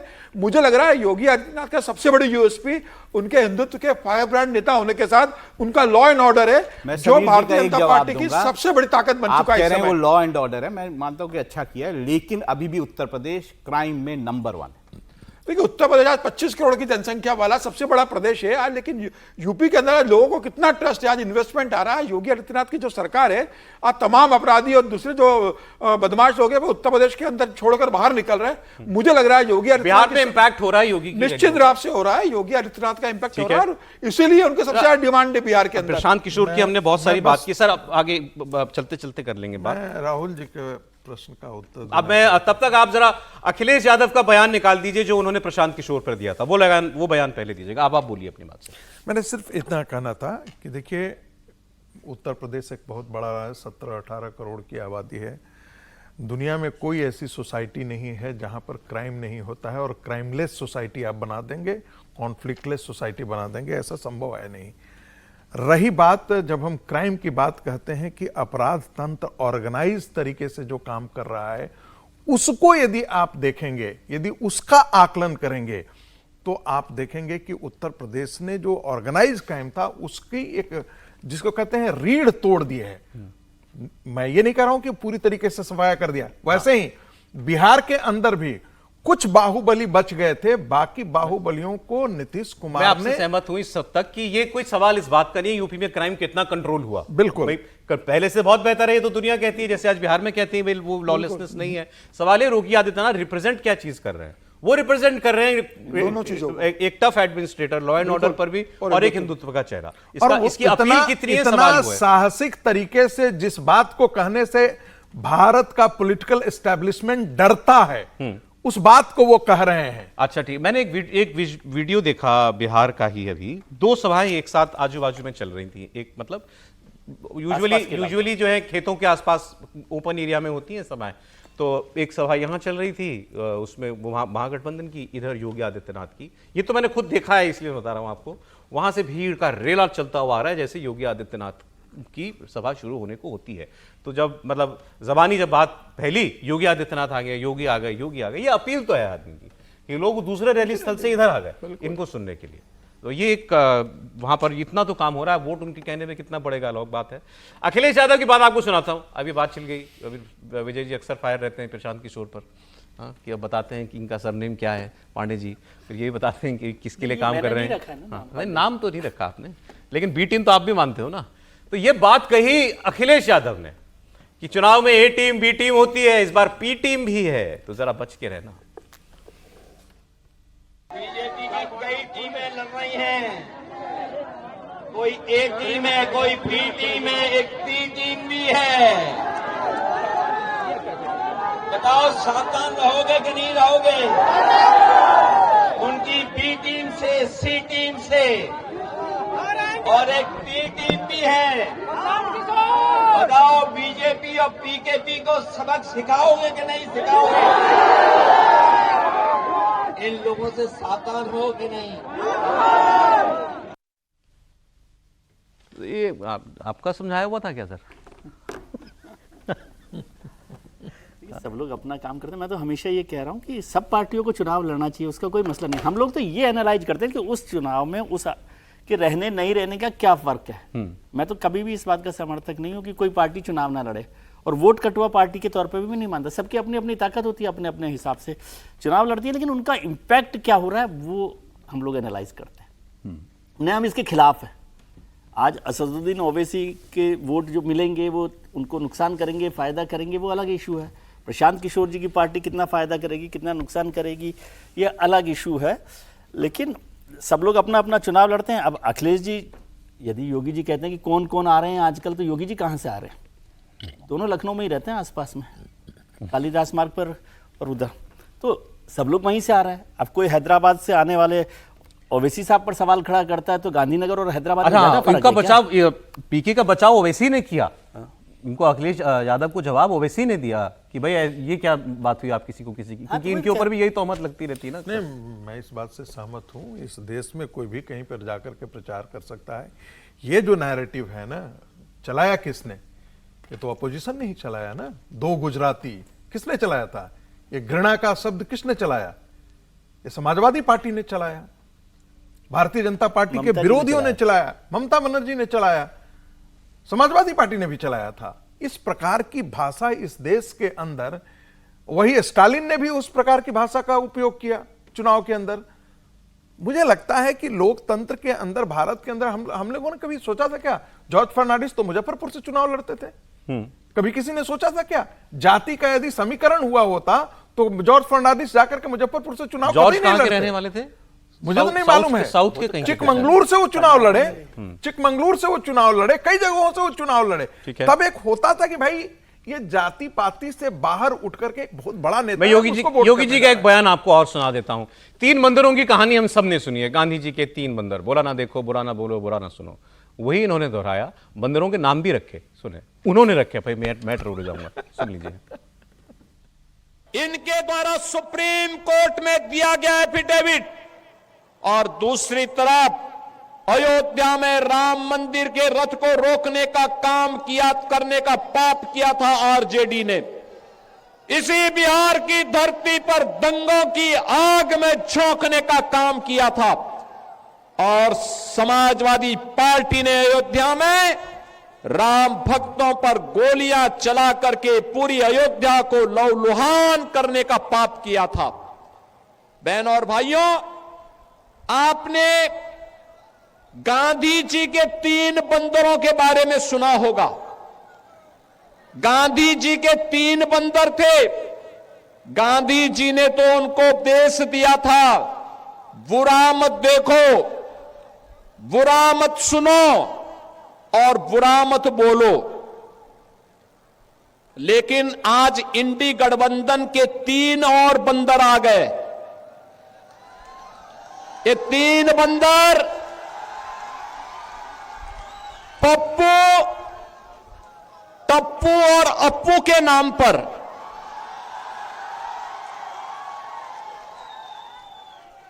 पप्पू, टप्पू और अप्पू के नाम पर।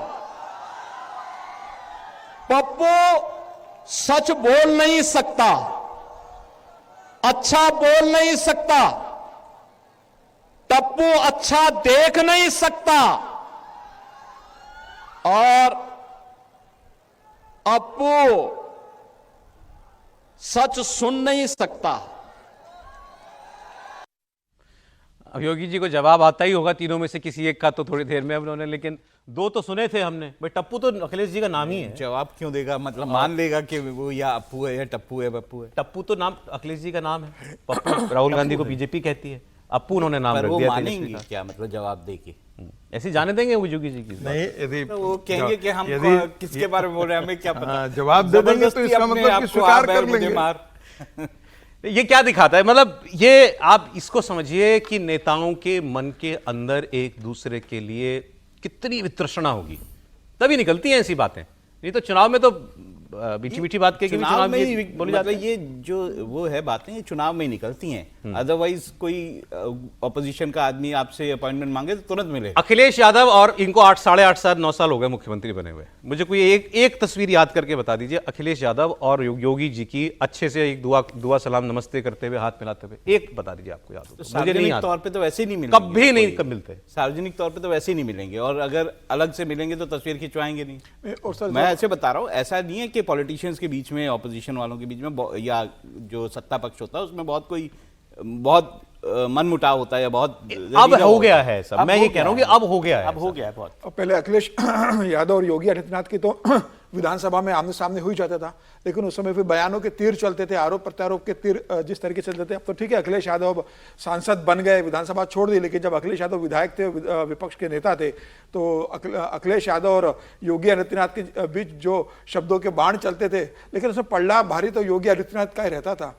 क्या शब्द चुन चुन कर बोलते थे। और योगी आदित्यनाथ ने आजकल जिस तरीके से अपनी मतलब डिलीवरी स्पीच को डेवलप किया, जिस तरीके से वो आकर्षित करते हैं, शब्दों का बयान करते हैं, हंसी मजाक रहती है, व्यंग रहता है, आक्रामकता होती है उसके अंदर, अपना जो काम किया उन्होंने उत्तर प्रदेश के अंदर उसको वो जिस तरीके से बताते हैं। और ये बात भी सही है, जब वो बताते हैं अपने लॉ एंड ऑर्डर को, तो विपक्ष कभी इस बात को लेकर प्रश्न नहीं उठा पाता कि भाई योगी आदित्यनाथ जी कहते कुछ है और करते कुछ है। आपने उन्होंने जो कहा है वो करके दिखाया की बात की ना, तो एक बयान मुझे याद आ गया है भी हमारे पास, मैं दिखा देता हूं आपको। रवि किशन जी ने, राहुल गांधी कल मुकेश सहनी के साथ गए थे मल्ला बस्ती में प्रचार करने, तो कूद गए तालाब में, मछली पकड़ने लगे, ये तस्वीर थी उनकी। फिर तैरे भी खूब अच्छे से, सर कुछ दिखा रहे हैं मुझे, दिखा रहे हैं, ये तो मुलायम, ये मुझे तस्वीर दिखा रहे हैं कि मिले हैं।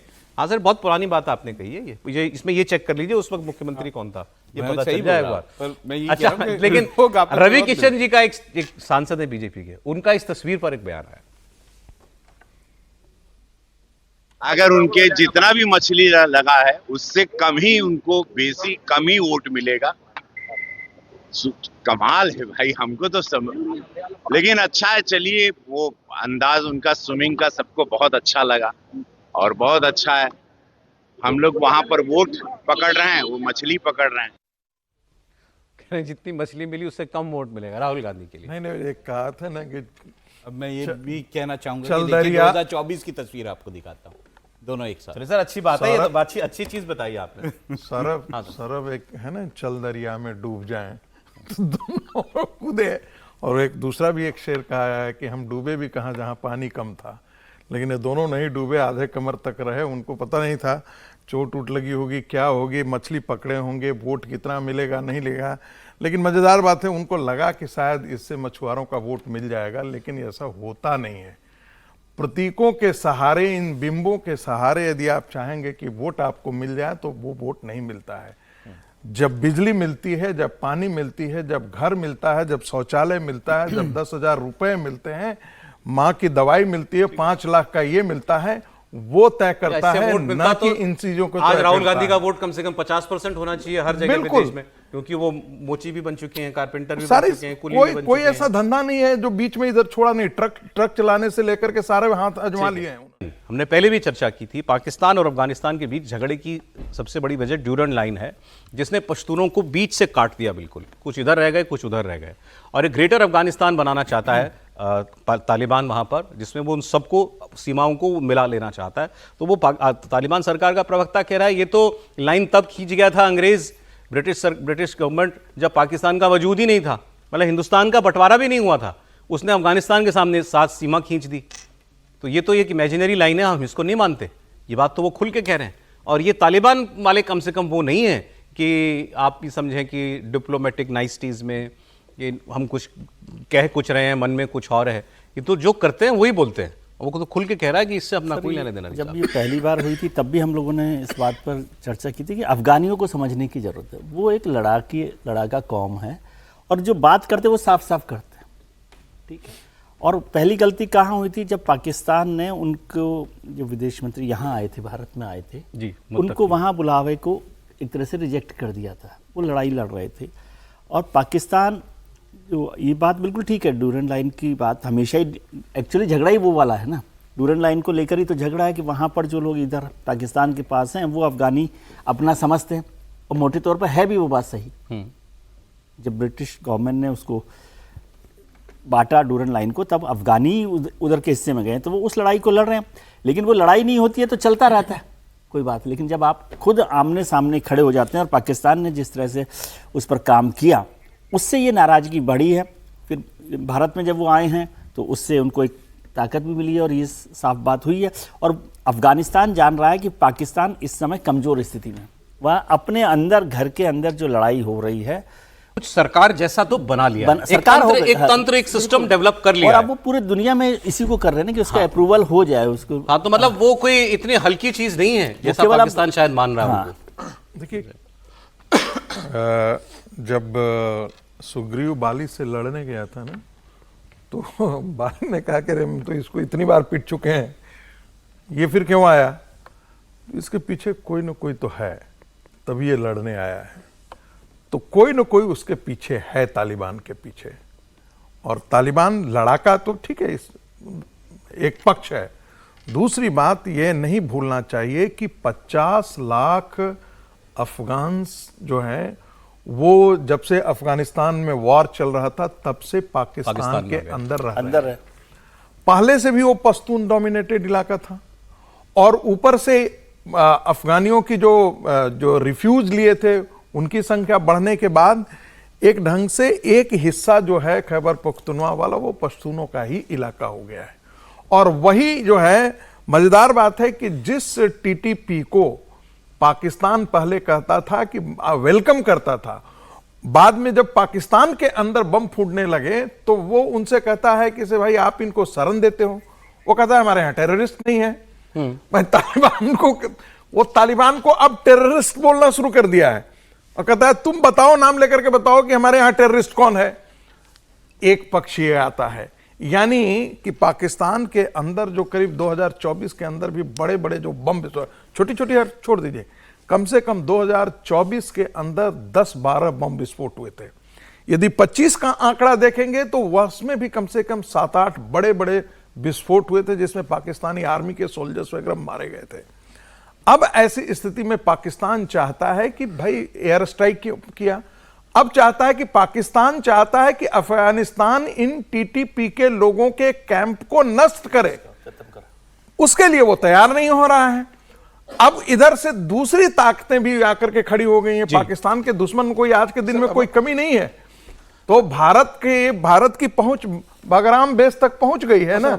ये तो आज की सच्चाई ये है ना। नहीं, वो तो कल एक पाकिस्तानी बोल रहा था ना कि बगराम बेस शायद अफगानिस्तान इंडिया को देना चाहता है। देखिए, अब देना नहीं चाहता है, उसका ऑपरेशनल लीगल तरीके से नहीं, लेकिन ऑपरेशनल हिस्सा भारत के पास आया हुआ है।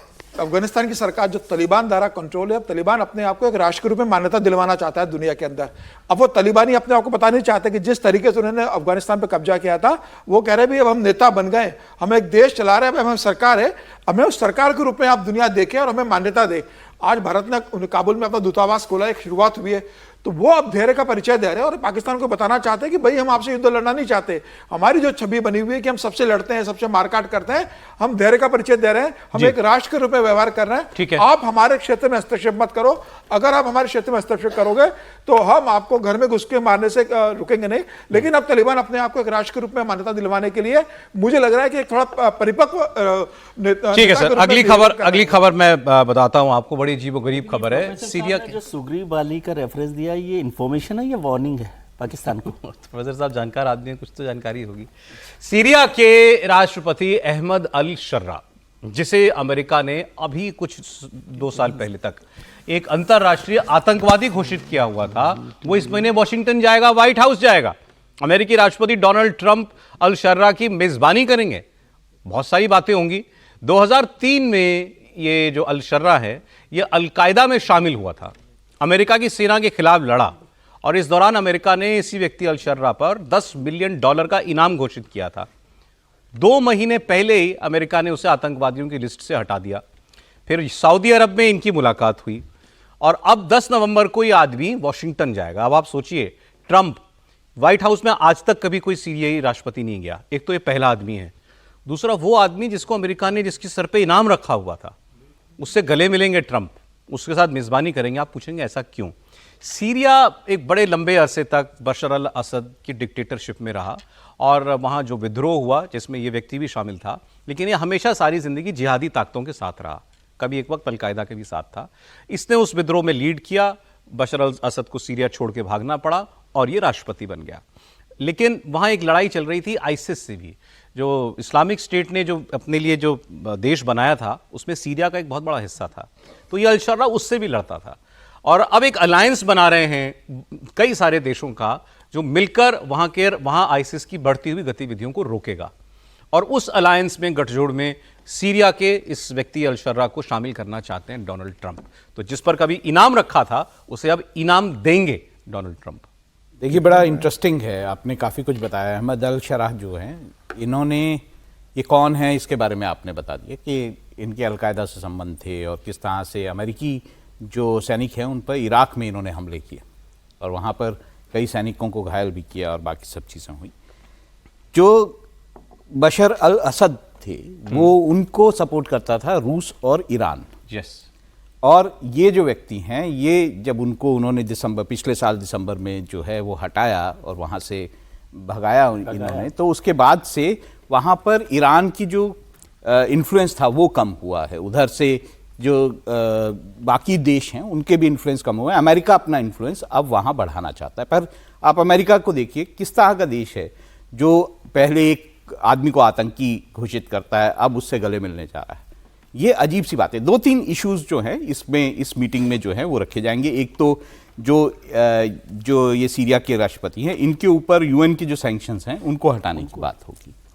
दूसरी बात यह है कि जो इजराइल है वो लगातार जो है सीरिया के साथ वॉर में रहा है। हाँ। तो इजराइल के साथ जो एक समझौता है ताकि वो लड़ाई ना हो, वो एक समझौता जो सीमा है लगती है इजराइल से सीरिया की। हाँ। तो वो समझौता कराने की कोशिश है कि ठीक है। इजराइल के साथ, और जो अरब देश हैं 1967 में जो गोलन हाइट्स है, हाँ, वो उसको सीरिया का ही पूरे तो था, पूरे गोलन छीन हाइट्स लिया जो है, उसने कब्जा अभी कर तक लिया। लौटाया नहीं है। कोशिश ये है कि वो अरब देशों में सीरिया भी शामिल हो जाए जिनका समझौता इजराइल के साथ है कि वो ओके, तो ये 2-3 काम इनको कराने हैं। तो अब वो पीछे क्या पहला थे, बड़ा पहले क्या काम थे, यूएन उससे सैंक्शंस वाला भी है ताकि उससे एक आगे बढ़ता सर, एक अगली खबर ये हमसे थोड़ी जुड़ती है, बल्कि सीधे सीधे जुड़ती है।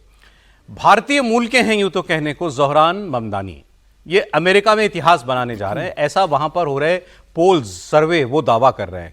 4 नवंबर मतलब कल न्यूयॉर्क में मेयर का चुनाव है और ममदानी इस वक्त डेमोक्रेटिक पार्टी के उम्मीदवार हैं। डेमोक्रेटिक पार्टी जो बाइडेन वाली पार्टी, जो भी विपक्ष में है वहां पर।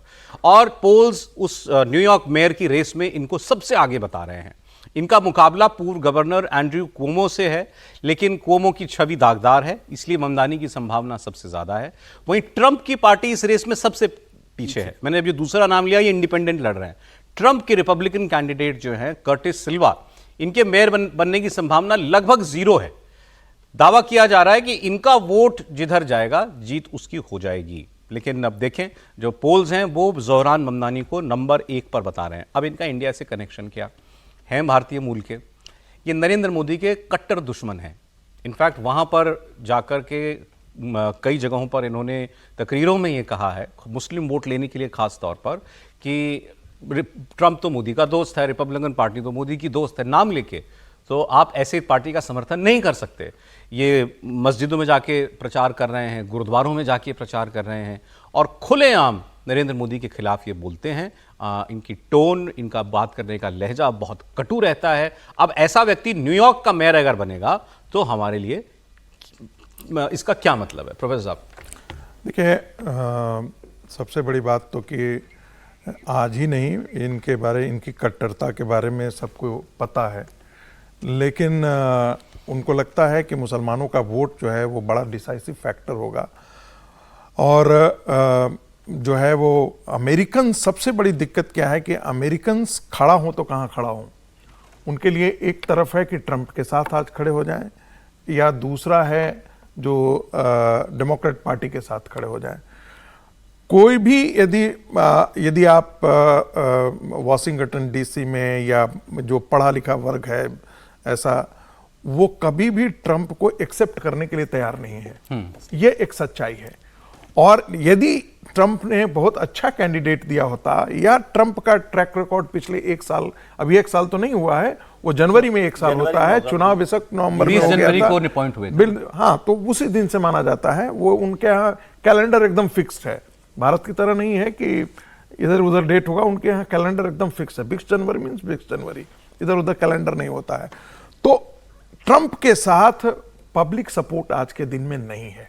ऐसे में इनके जीतने की संभावना बहुत बड़ी है। आप भी मानते हैं मेयर बन जाएंगे न्यूयॉर्क के? बिल्कुल, इसकी पूरी संभावना है।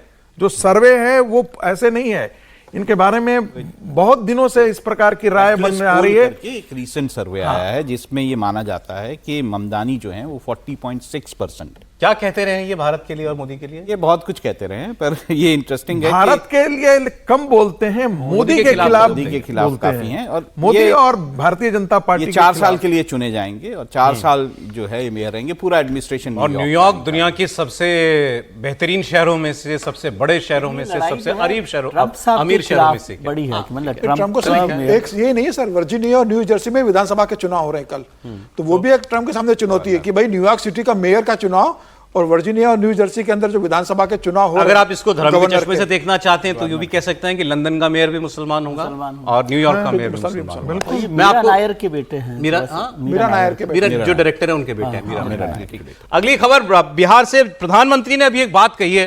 प्रधानमंत्री नरेंद्र मोदी ने राहुल तेजस्वी पर हमला बोला और कहा कि ये लोग राम मंदिर जाने से कतराते हैं, लेकिन दूसरे देशों के त्योहारों को कूद कूद कर मनाते हैं। किसकी बात की थी प्रधानमंत्री ने? आ गई तस्वीर आपकी स्क्रीन पर, थोड़ी दिनों पहले आई थी।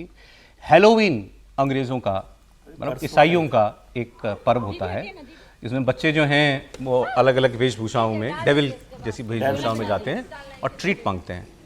कुछ लोग उसमें चॉकलेट टॉफी उनके बैग में डाल देते हैं। क्योंकि ये रोहिणी जी आचार्य जो हैं लालू जी की बेटी, सिंगापुर में रहती हैं। जमीन नहीं दिया लालू जी ने गिफ्ट में उनको, वहाँ बच्चे उनके वहाँ बड़े हो रहे हैं, तो उस परिवेश के बारे में उनको मालूम है। तो उनको मालूम था हैलोवीन क्या, हैलोवीन इस बीच पड़ा, तो वो लालू जी के साथ हैलोवीन खेल रही थी। वैसे तो बड़ा क्यूट वीडियो है, लालू जी नाती पोतों के साथ खेल रहे हैं। इसको उठाया प्रधानमंत्री मोदी ने, सुने।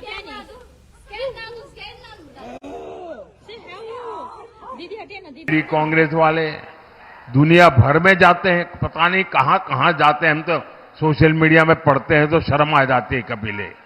लेकिन इन्हें राम मंदिर की यात्रा का समय नहीं मिलता। अरे मैं इनको कहना चाहता हूं, अरे आपको भगवान राम जी से अगर कोई झगड़ा है, अरे आप वहां जाइए, वहां तो निषाद राम जी का, निषाद राज का भी, निषाद राज का भी मंदिर बना है। वहीं अयोध्या में वाल्मीकि जी का भी मंदिर बना है। वहां अयोध्या में शबरी माता का भी मंदिर बना है। अरे राम जी से आपको तकलीफ हो, अरे कम से कम निषाद राज के चरणों में तो सर झुका के आ जाओ, उसमें तुम्हें क्या शर्म आ रही है? अब साहब देखो, चुनाव में बात तो निकलेगी और फिर दूर तक जाएगी भी। ये बात सही है, कोई विपक्ष का बड़ा नेता राम मंदिर तो नहीं गया दर्शन करने, ना राहुल गांधी, ना अखिलेश यादव, ना तेजस्वी यादव, कोई नहीं गया है। ना कुंभ में ना आए। और वो, हाँ, कुंभ भी बीत गया। अब वो तस्वीर वो आ गई, लालू जी वाली तस्वीर, वो तस्वीर लगा के रखिए। उस पर उन्होंने कहा दूसरों के त्यौहार तुम मनाते हो, अपना त्यौहार नहीं मनाते। निषाद राज जी की बात लिया क्योंकि कल राहुल गांधी मल्ला बस्ती में तालाब में मछली पकड़ रहे थे मुकेश साहनी के साथ, तो उन्होंने कहा वहाँ राम जी के मंदिर जाओ अयोध्या में, वहाँ निषाद राज का भी मंदिर है, वहाँ जाके हाथ जोड़ के आ जाओ ना। तो ये वो काम करने के हैं, वो तो आप वो कर नहीं रहे हो और ये करें। सर हैलोवीन में क्या होता है? सर मुझे तो नहीं मालूम। सर हैलोवीन का एक इम्पॉर्टेंट बात ये भी है कि ये लालू जी अपने बच्चों के साथ, ग्रैंड चिल्ड्रन के साथ खेल रहे हैं, तो तेजस्वी की जो वाइफ है वो क्रिश्चियन है, और जब हैलोवीन था उसी दिन छठ की पूजा थी, तो लालू यादव की फैमिली से छठ की पूजा के कोई पिक्चर्स नहीं आए। एक जमाना होगा, आपको याद होगा, प्रोफेसर साहब को याद होगा कि राबड़ी जी बड़ी तरीके से छठ का जश्न मनाया करते थे, पर्व मनाया करते थे, लेकिन इस बार उसी दिन का है ये, अभी 2 ही दिन पुरानी बात है, ज्यादा पुरानी बात नहीं है। तो छठ की पूजा थी, उसके पिक्चर्स लालू यादव फैमिली से नहीं आए। हालांकि उन्होंने अब अपना नाम राष्ट्रीय रख लिया है, तेजस्वी की जो वाइफ हैं राष्ट्रीय यादव हो गई हैं, क्रिश्चियन से, क्रिश्चियन, और उससे कोई फर्क नहीं पड़ा, लेकिन वो उसके रेफरेंस में है कि वो हैलोवीन। क्या फर्क पड़ता है? अमेरिका में जेडी वेंस अपनी वाइफ के लिए कह रहे हैं कि क्रिश्चियन धर्म, क्यों? क्योंकि उनको अगला राष्ट्रपति का चुनाव लड़ना है। उनको फर्क पड़ता है? नहीं, मैं ये बात कर रहा हूं, देखिए हम बहुत भूलते हैं या तो हम लोग ध्यान नहीं देते हैं। अमेरिकन नेशनलिज्म में क्रिश्चियनिटी का सबसे बड़ा रोल है। चार्ल्स स्टीली ने इस पर बहुत लंबी पुस्तकें लिखी है।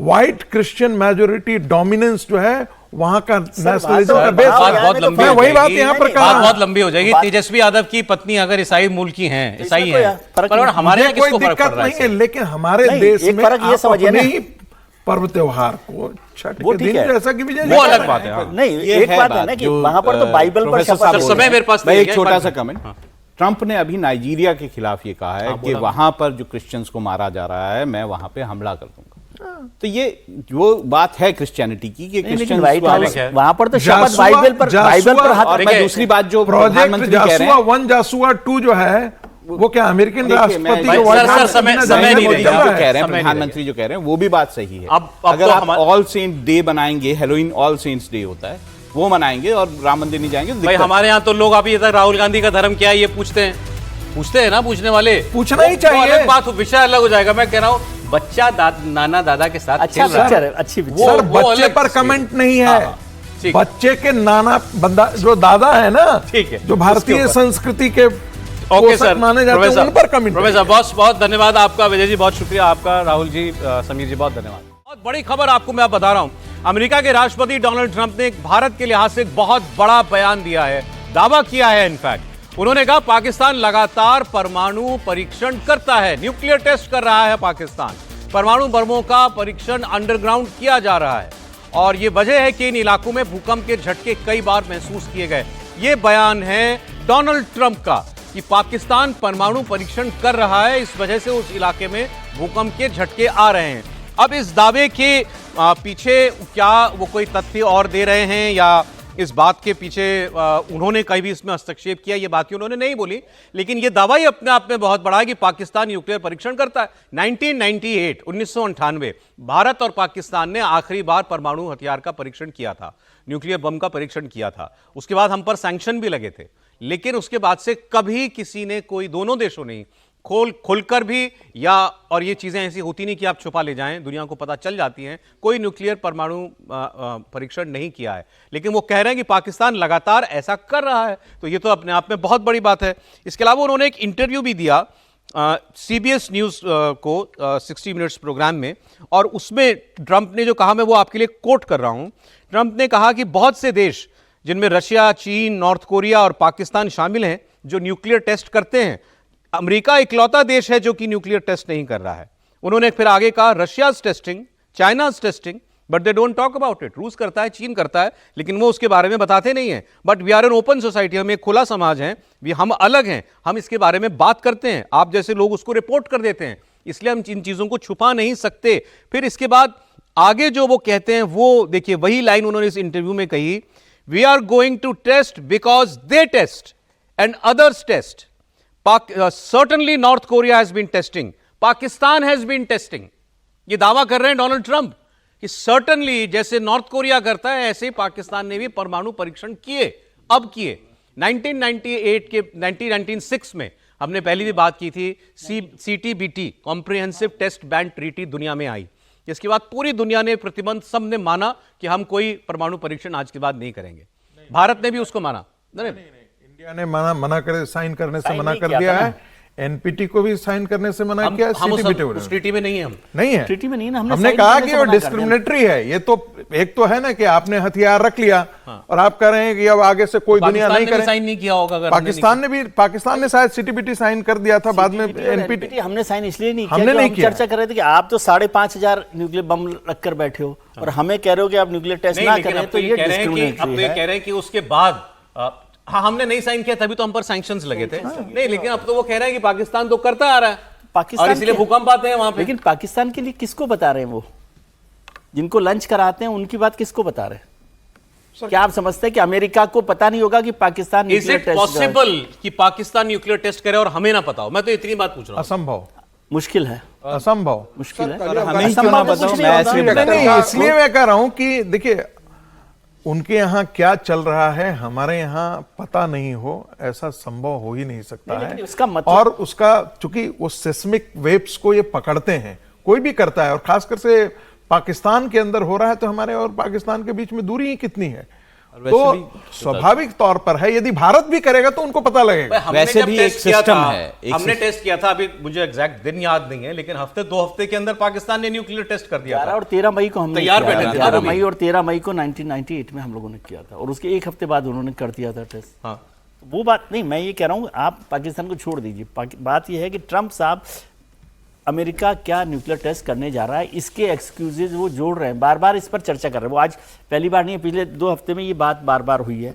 उन्होंने नॉर्थ कोरिया का जिक्र किया, उन्होंने रूस का जिक्र किया, उन्होंने चाइना का जिक्र अब किया, पाकिस्तान का अब किया। पाकिस्तान। लेकिन पाकिस्तान पर भारत जानता है कि नहीं जानता, क्या अमेरिका नहीं जानता? उन्होंने ये सवाल क्यों खड़ा किया है, मैं ये समझना चाह रहा हूँ कि अमेरिका सर पाकिस्तान को लेकर ये बात कर रहा है, और मुझे कम संभावना लगती है, लेकिन ऐसा हो सकता है कि भाई न्यूक्लियर टेस्ट करे। और नहीं, ऐसा नहीं होता। मैं आपको बताता हूँ, IMS करके एक ऑर्गेनाइजेशन है वर्ल्ड ओवर, जो कि सारे न्यूक्लियर टेस्ट को डिटेक्ट कर लेती है। इसमें बहुत सारे स्टेशंस हैं, कई 100 में स्टेशंस हैं जो कि चेक करते हैं, और रेडियो न्यूक्लाइड करके इसको बोला जाता है। और उसके स्टेशंस रशिया में भी हैं, जापान में भी हैं, बाकी सारी जगहों पे भी है।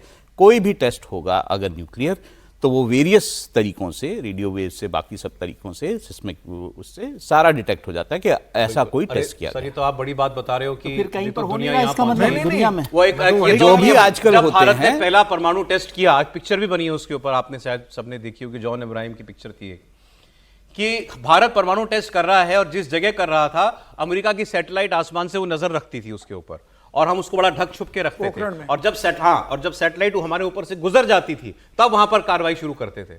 ये तो अब आज से 30 साल पुरानी बात बताई गई साहब। तो आज तो दुनिया कहां की कहां पहुंच गई। आज कोई परमाणु बम फोड़ेगा और आजकल वैसे अब या तो ट्रम्प आदतन फेंक रहे हैं, आदतन झूठ बोल रहे हैं। यही तो मैं कह रहा हूं, क्या उनको पता नहीं है? नहीं, आजकल रूस बहुत तो कैसे सारी कर सकता है? नहीं, बहुत सारी जगहों पर, अमेरिका में भी। रसिया ने किया होता तो तुरंत वाशिंगटन से इस पर रिएक्शन आता। और वैसे ऐसे भी थोड़ी होता है होता है कि कि आजकल सिमुलेशन के जरिए बहुत सारे अमेरिका, चाइना, रशिया इस सिमुलेशन के जरिए अपने न्यूक्लियर जो हथियार हैं उन्हें टेस्ट करते रहते हैं। ठीक है, उसमें एक्सप्लोजन नहीं होता। एक बयान मेरे पास ट्रंप का है, उसमें एग्जैक्टली ये बात नहीं है कि पाकिस्तान कर रहा है, लेकिन उसमें वो जब बता रहे थे कि हमें टेस्ट क्यों करना है, तो वो बयान आपको सुना देता हूं। Especially on the nuclear strikes, the nuclear tests that you were talking about. Are you talking about literally resuming underground nuclear detonation tests? You'll find out very soon, but we're going to do some testing, yeah. Other countries do, and if they're going to do it, we're going to do it. Okay, you can't clarify whether you will resume. I'm not going to say yet. I mean, I know exactly what we're doing, where we're doing it, but other countries are doing it, and if other countries do it, we do it. वो कुछ भी कह सकते हैं, अपना case बनाने के लिए झूठ भी गढ़ सकते हैं, केस मनगढ़ंत वही बात मैं कह रहा भी हूं, कह अपना सकते हैं, मुझे करना है। अब इसके लिए मैं उदाहरण देने हैं तो मैंने उसमें एक नाम और जोड़ दिया। मैं तो इसको ट्रंप का ब्लफ मानता हूं कि ट्रंप पाकिस्तान का नाम उन्होंने लिया, ये ब्लफ है। ऐसी बात भारत को ना मालूम हो, मेरे ख्याल से तो ये नामुमकिन है। समीर जी। बिल्कुल, मुझे लगता है अभी तक पाकिस्तान को ऑफिशियल बयान इसको लेकर कुछ नहीं आया। अब देखना पड़ेगा कि पाकिस्तान ट्रंप के बयान को क्या खारिज करता है या उसको समर्थन करता है। अभी पाकिस्तान का बयान भी मायने रखेगा। देखिए, ये वही डोनाल्ड ट्रंप है जो अभी कुछ दिन पहले तक नोबेल पीस प्राइज़ के लिए बिल्कुल अपना सब कुछ दांव पर लगा रहे थे। और क्या ऐसे व्यक्ति को फिर अगले साल नोबेल पीस प्राइज़ के लिए नॉमिनेट किया जाना चाहिए, जो व्यक्ति दुनिया के अंदर बिल्कुल न्यूक्लियर वॉर को एक प्रकार से जो चिंगारी लगाने का काम कर रहा है, वो ये बहुत आसानी से कह रहे हैं कि भाई रशिया कर रहा है, चीन कर रहा है, पाकिस्तान और कोरिया का नाम ले रहे हो, कह रहे हैं इसलिए हमें करना है, और गर्व से कह रहे हैं कि हमारे पास इतने परमाणु हथियार है कि हम 150 बार पृथ्वी को खत्म कर सकते हैं। ईरान पर आप बॉम्बिंग कर रहे हैं, इसीलिए कि वो न्यूक्लियर एक्सप्लोजन न करे। क्या उसको नोबेल पीस प्राइज के लिए नॉमिनेट करने का हक बनता है किसी को, या वो इस बात के लिए अपने नाम का जिक्र कर सकते हैं? मुझे लग रहा है कि ट्रंप को इस समय बहुत धैर्य के जवाब देना चाहिए और तमाम दुनिया के देशों को बोलना चाहिए कि भाई इस लड़ाई में मत पड़ो, यह लड़ाई दुनिया को खत्म करने की ओर लेकर जाएगी। अगर अमेरिका इस तरह आगे बढ़ेगा, न्यूक्लियर टेस्ट करेगा, तो फिर चीन अपनी ताकत दिखाएगा, रशिया अपनी ताकत दिखा रहा है, फिर ईरान भी कहेगा। कैसे रोक लोगे फिर ईरान को भी आप नहीं रोक पाओगे। कैसे रोक भारत की नहीं रोकोगे आप, ईरान को नहीं रोक पाओगे। ईरान भी कह रहा है कि भाई हम 7 दिन के अंदर परमाणु हथियार बनाने के स्टेज पे पहुंच गए। दुनिया फिर परमाणु हथियार की दौड़ में बढ़ रही है। इंपॉर्टेंट बात बताई, ये ईरान वाला स्टेटमेंट अभी आया है। ईरान के राष्ट्रपति या प्रधानमंत्री ने और उनके एक सीनियर अफसर ने, जो आप कह रहे हैं, वो किसी अधिकारी ने कहा है कि बनाने को तो हम 10-7 दिन में बना के परमाणु बम दुनिया के सामने रख दें, लेकिन हमारे सुप्रीम लीडर अयतुल्ला खमेनी जो हैं, उन्होंने मना किया हुआ है कि हम बम नहीं बनाएंगे, हम शांतिपूर्ण मकसदों के लिए न्यूक्लियर एनर्जी डेवलप करना चाहते हैं। लेकिन हमारे पास वो, उन्होंने कहा केवल बिल्डिंगें गिराई हैं अमेरिका ने, बिल्डिंगें गिराने से तकनीक नहीं खत्म हो जाती, हमारे पास टेक्निक है, हम बना सकते हैं। तो ट्रंप ईरान को तो रोक नहीं पाए, अब खुद टेस्ट करेंगे, फिर उसके आगे क्या होगा, क्या चेन रिएक्शन चलेगा, वो तो दुनिया अभी भी देख रही है ना। दुनिया भर में अचानक से ये परमाणु की होड़ क्यों हुई? अब ट्रंप कहते हैं रूस ने किया, रूस ने मिसाइल टेस्ट की थी जो न्यूक्लियर बम ले जा सकती थी, वो उसने क्लैरिफाई भी कर दिया कि हमने साहब कोई बम नहीं टेस्ट किया, मिसाइल टेस्ट की है। लेकिन जो उन्होंने अभी किया, मैं आपको बता दूं, शुरुआत से दिखाइए, जो उन्होंने रूस ने जो अभी किया वो मैं आपको बता रहा हूं। रूस ने एक सबमरीन न्यूक्लियर ड्रोन से लैस सबमरीन वो उन्होंने उतार दिया समंदर के अंदर। उससे पहले इन्होंने न्यूक्लियर मिसाइल्स का परीक्षण किया था और इसके बाद राष्ट्रपति ट्रंप ने 30 सालों के बाद अपने देश में एटमी बम का परीक्षण करने की बात कही थी, आदेश दिया था। ट्रंप ने अब यह दावा किया कि उनके पास इतना ही न्यूक्लियर वेपन है कि चाहे तो 150 बार दुनिया का काम तमाम कर दें। एक इंटरव्यू में ट्रंप ने ये सारी बातें कही और ये वो ट्रंप हैं, ठीक है समीर जी कह रहे थे, जो दुनिया को शांति की राह पर ले जाने की बात करते हुए नोबेल पीस प्राइज चाहते हैं, बड़े बड़े युद्ध रुकवाने का दावा करते हैं, लेकिन ग्राउंड पर क्या करते हैं, कह रहे हैं हम 150 बार दुनिया को अपने हथियारों से बर्बाद कर देंगे। अब पुतिन ने जो सबमरीन उतार दी है ये भी ट्रंप का ही जवाब है। इन्होंने उनके मिसाइल टेस्ट के जवाब में कहा कि मैंने अपनी न्यूक्लियर सबमरीन भेज दी है रशिया के पास, तो रशिया ने भी एक सबमरीन उतार दी। इसमें वो पोसाइडन वो टॉर्पीडो लगा हुआ है जो न्यूक्लियर पावर्ड है, मतलब ये घंटों कई कई दिन तक ट्रैवल कर सकता है और कहा यह जाता है कि इतना विनाशकारी है या वो उसकी ताकत इतनी है कि ये समंदर में सुनामी जैसी लहरें उठा सकता है और जो तटीय देश होंगे दुनिया के, अगर ये किसी पे हमला करे उन देशों में सुनामी आ सकती है। इतनी ताकत इस सबमरीन से छोड़े जा पाने वाली टॉर्पीडो या मिसाइल के अंदर है। ये कूबा राफस्क इस मिसाइल का मतलब इस सबमरीन का नाम है और इसे रूबिन सेंट्रल डिज़ाइन ब्यूरो जो है रशिया का उसने तैयार किया है। आपकी बिल्कुल सही बात है कि पोसाइडन जिसे डूम्सडे भी कहा जाता है वो इसमें है और इसके ज़रिए वो छोड़ा जा सकता है और बिल्कुल सही बात है कि ये बहुत ही विनाशकारी है और जो तटीय देश है उनको बहुत ज़्यादा नुकसान पहुंचा सकता है। और रशिया ने भी ये इसीलिए किया है क्योंकि अमेरिका जिस तरह की धमकियां दे रहा है या जिस तरह से दबाव डाल रहा है रूस पर, सही भी डाल रहा है, आप बहुत सारे लोग ये मानते हैं कि बहुत सारा सही डाल रहा है क्योंकि वो यूक्रेन के साथ युद्ध जो है रोक नहीं रहा है, तो ये जो दबाव है उसका जवाब कहीं ना कहीं वो अपने नए हथियारों से, ये नई सबमरीन है, नई तरह की सबमरीन है, नया डिज़ाइन है, ये कोई पुरानी उनकी सबमरीन नहीं है, बिल्कुल नई बनाई गई सबमरीन। सर सवाल ये है कि ये जिम्मेदारी ज्यादा बड़ी किसकी है? ये फिलहाल अमेरिका, दोनों देशों ने तय किया। अमेरिका दुनिया को सोल सुपर पावर कहता है कि अब दुनिया में एक ही सुपर पावर है अमेरिका, तो जाहिर है कि उसके राष्ट्रपति की ज्यादा बड़ी जिम्मेदारी है। पहले इन्होंने ये टैरिफ से पूरी दुनिया में हड़कंप मचाया, बेसिकली उन्होंने एक इकोनॉमिक बॉम्ब था वो टैरिफ, और क्या है, हाँ। आपने पूरी दुनिया को उससे जो है अशांत कर दिया। अब आप एक्चुअल हथियारों के टेस्ट की, न्यूक्लियर टेस्ट की बात कर रहे हैं, तो अब ये तो अमेरिका के लोग सोचें कि उन्होंने दुनिया को जो ये नायाब व्यक्ति दिया है इसको वो कैसे कंट्रोल करेंगे। सर इसीलिए सर कल 1 साल कंप्लीट कर रहे हैं डोनाल्ड ट्रंप, 4 नवंबर को उनको 1 साल कंप्लीट हो रहा है उनको चुनाव जीते हुए, और वही खबर आई है कि 40% उनकी लोकप्रियता में कमी हो गई अमेरिका के अंदर। मैं आपको पाकिस्तान की बात बताता हूं, जंगी जुनून और आतंकियों का साथ ये पाकिस्तान को सबसे अच्छा लगता है। उसको जंग इसलिए करनी है ताकि उसकी सेना की कोई रेलेवेंस बनी रहे अपने देश की निगाह में। आतंकी पालता है दुनिया को, पड़ोसियों को परेशान करने के लिए, जैसे हम हैं। इस चक्कर में पाकिस्तान की क्या हालत हो गई ये पाकिस्तान का प्रधानमंत्री बताएगा आपको। हालत टाइट हो गई है, कर्ज के बोझ तले दबता जा रहा है। बहुत से देश हैं दुनिया के जो कर्ज देते हैं फिर कर्ज माफ़ भी कर देते हैं। सऊदी अरेबिया से उसको पैसा मिल जाता है, तुर्की मदद कर देता है, अब आजकल इन दिनों वर्ल्ड बैंक, IMF ये भी उसको लोन्स दे रहे हैं।